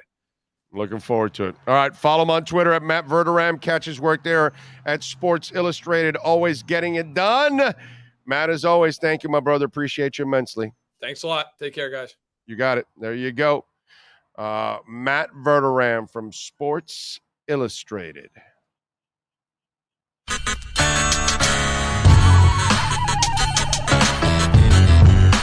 There's no need to drive around South Florida wasting valuable time looking for a new or certified pre-owned Acura. Go to the #1 volume sales dealership in the Southeast United States. Craig Zinn's Acura of Pembroke Pines. Purchase with pace and space in a dealership tailored to your needs. From home buying to providing that personal touch. Contact the 2020 Satisfaction Award winner Craig Zinn's Acura of Pembroke Pines. 888-776-5123. That's 888-776-5123. Or visit them at 15601 Pines Boulevard in Pembroke Pines. All right. Bro, if Hoyer's your starter there, that's the #1 pick in the draft. Well, that's what somebody said. Somebody was like, it's a laugh, but you get Caleb Williams. Yeah. Well, I mean, that's who everybody's going with right now as the #1. No idea what's going to happen. Poor Caleb. Poor Caleb. Well, he stays West Coast, though, right? And he's in Vegas. Did McDaniel say anything earth-shattering from the press conference? Anything else? Omar, earth-shattering news was that he's wearing New Balance. It threw him off. Oh, okay. All right. New Balance are comfortable, bro. Sorry, but I'm a New Balance guy. He was asked about Teron Armstead's foot surgery. He just said he will be available. He's not going to talk about it, but he'll be available. Okay. Shang Tusheng says Big O. McDaniel says he will spend that Byron Jones money to improve the team. I'm sure he will. I'm sure Chris Greer will spend the money to improve the team. Just wish Bam could face the basket and make a basket like Draymond does for the Warriors. He's so frustrating because he could easily make a mid-range jumper over and over again, and he doesn't. When sports and business collide, we love doing something called the KSDT Sports Business Report.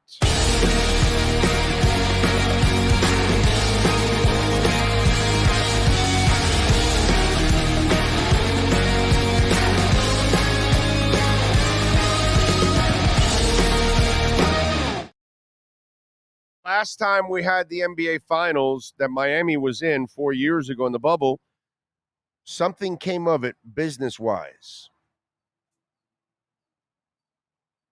Aren't you seeing the shirts and the hats on Jimmy? Big Face Coffee was born, dude. Big Face Coffee was born 4 years ago. Well, guess what? 4 years later, they're back into the NBA Finals. And Jimmy Butler is back into doing some business. Trademark attorney Josh Gerben reports on Tuesday that Miami Heat star Jimmy Butler recently filed a trademark for the phrase Himmy Buckets. That's right. Butler intends to launch a Himmy Buckets brand of coffee, beer, soda, and bottled water, Gerben adds. Clothing and coffee cups will be a part of the brand as well. It's a fitting union of Butler's two most famous nicknames. The six-time All-Star has been called Jimmy Buckets, dating back to his Chicago Bulls day. In more recent years, Butler has also earned the nickname Himmy, which is a play on the slang term I'm him, a confident way of saying you are that guy. That you can say, or you can say, it's just a Latin, hey, Himmy Buckets. You saw Himmy Buckets? Himmy Buckets is amazing, man. Do you know one guy talking to another guy in Little Havana? Himmy Buckets. And I'm him. No, Himmy, but we don't pronounce the yay. See, it's a yay. That's how we pronounce it, man. It's a yay. So we say Himmy. We look at the J and we say Himmy Buckets. So I don't know about that. I am him. We're in South Florida, bro. I'm sorry. I'm taking ownership of Himmy Buckets is, my grandfather, my father, my cousin that just got off a raft or something saying, hey, Himmy. It's a Himmy de carajo. Ask any Latin person. I'm telling you, they got an old man or an old lady in their house. Oye, ese Himmy de carajo. They're telling you. Latin people right now are laughing all over the place. They know exactly what I'm talking about. You can play the term slang that it's, I'm that guy. No. You're in South Florida, bro. Himmy Buckets only means one thing. Okay? And that's a Cuban guy watching it that's like 67 years old, looking over to his wife. Oh, yeah, it's a Himmy. Wow. Beat the Himmy. With his unique personality, competitive fire, unwavering confidence in himself, and his ability to back up that confidence with his play, Butler is one of the most likable guys in the league, unless you play against him. Miami's astonishing Cinderella run from play-in tournament to this year's NBA Finals has earned Butler even more respect on top of that. As for the coffee business, Butler already has plenty of experience with that. He launched his own brand, Big Face Coffee, during the 2020 NBA bubble in Orlando. Now, Butler is ready to take the next step by expanding the Big Face brand, including a fitting Himmy Buckets wing. So, did you hear how he came up with the idea of the Big Face coffee? In the bubble? Yeah. No. He said the NBA was handing out envelopes of money to the players. Right. Yeah. And he said, I got to get that. He counted it. It was 4,040. And he said, I saw there was a lot of 20s. And he's like, I need to get everybody's 20s. So he started selling the coffee for 20, knowing that once they ran out of that, then they'd have to pay with the hundreds. The Big Face. The Big Face. And that's how he came up with the Big Face coffee. Okay. Said it didn't work, but that's when it was born. Okay. Oh, you sound like Tony Montana. Yeah. I make a few moves for you here, there. Come up with a mill here, there, and we're all right. We good. Good afternoon, Big O and Sean. Just tuned in. What's the word on the street? What is the word on the street? Himmy Buckets. The word on the street is Himmy Buckets.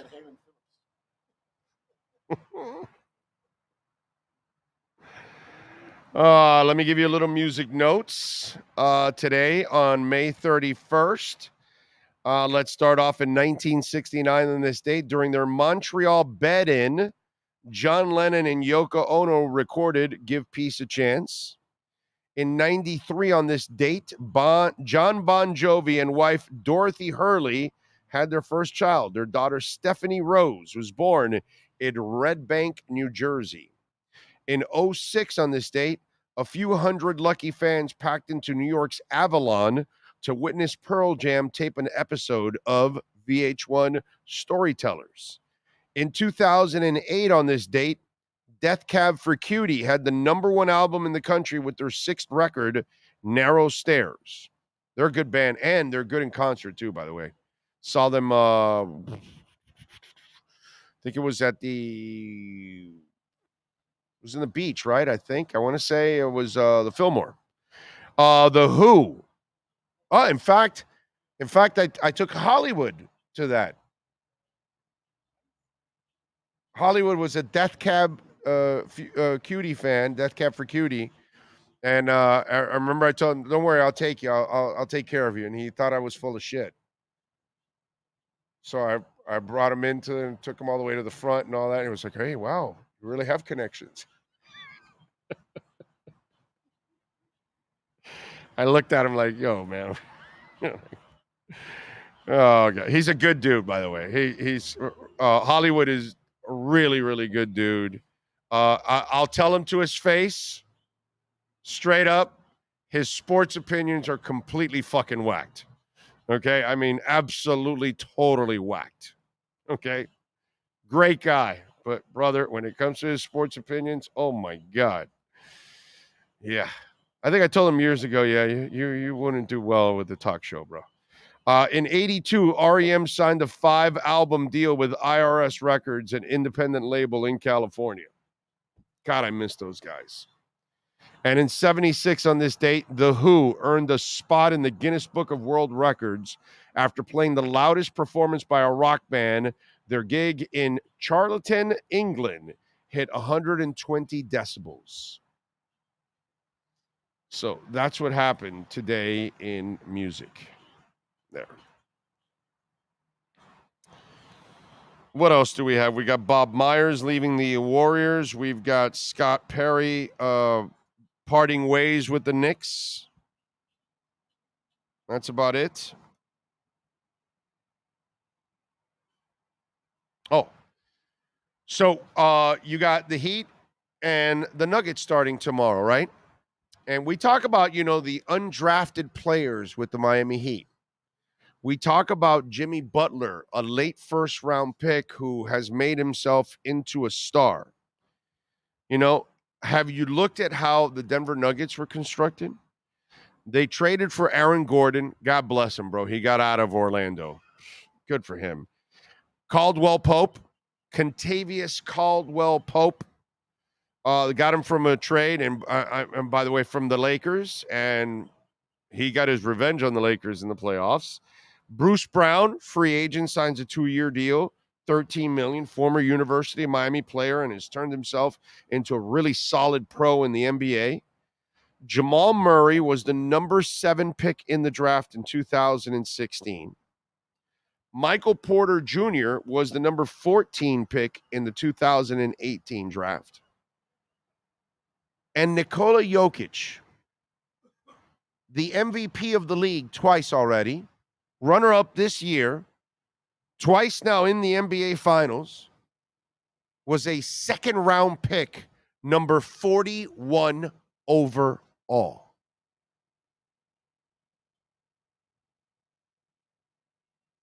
Think about that, dude. It's impressive to develop Caleb and Udonis Haslem and all of that, right? Can you imagine?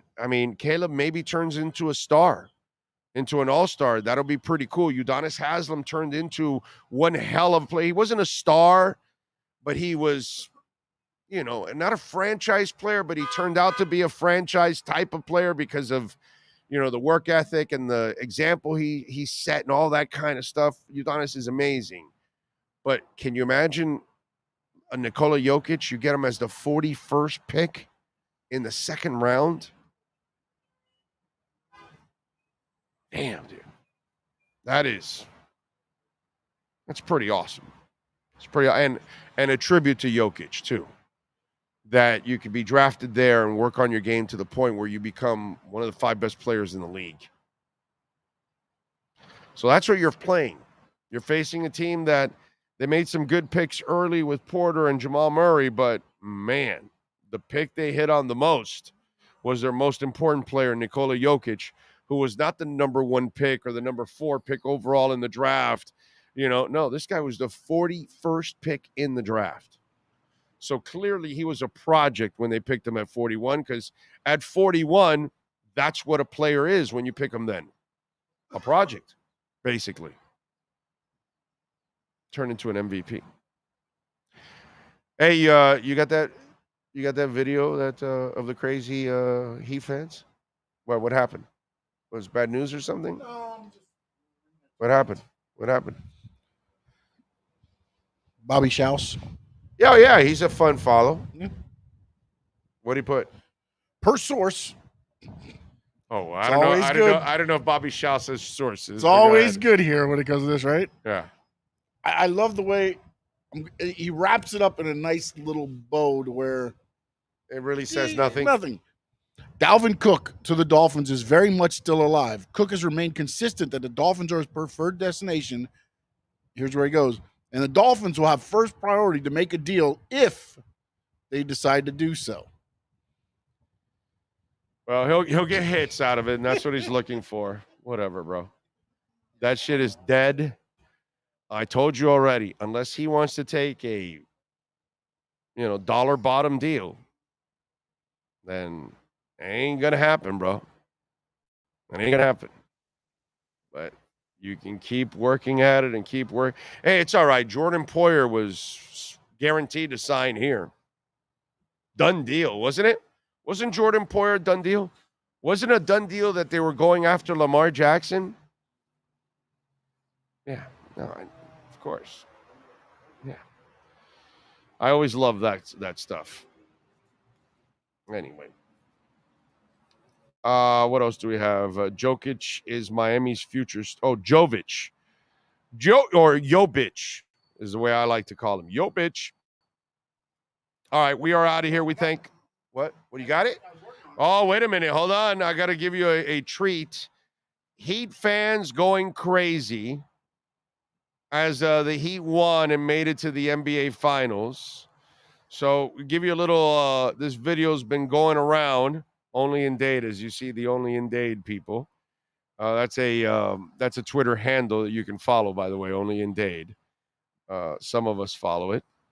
Go ahead, fire away. Yeah, fire away. Let them. Fuck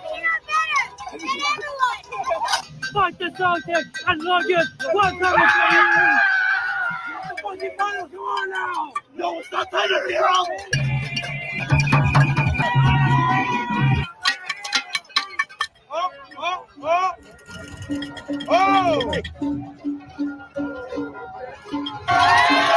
Celtics, what happened? What time is it? Give me Butler time, baby. I got a message for everybody who hating on the Heat, Doug. Keep hating. We gonna keep winning, Doug. And you know, Doug, baby. Let's go!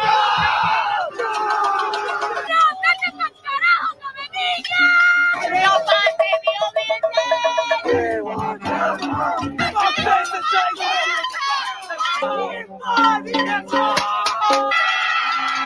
want Denver. Let's go, Heat. Arriba, abajo, Boston, Boston, Oriente.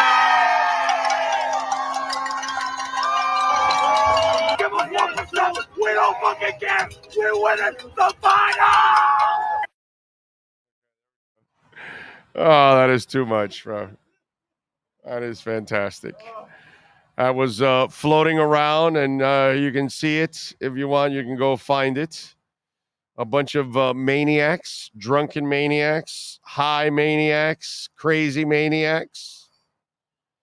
Big O, are you in the streets banging your pots? Always. I was upset in my neighborhood. I was the only one out there.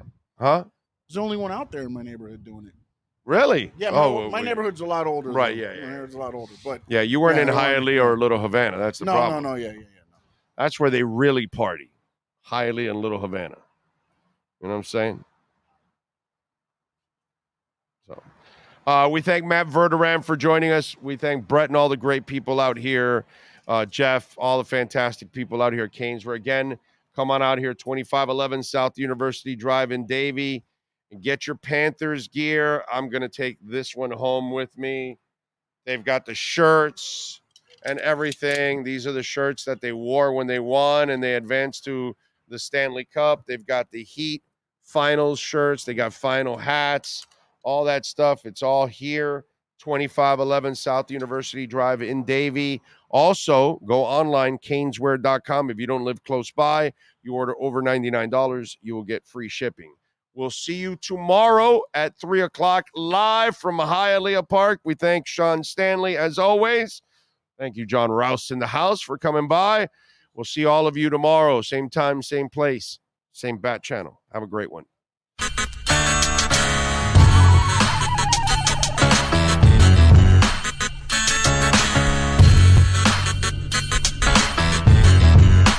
This is the Big O Show.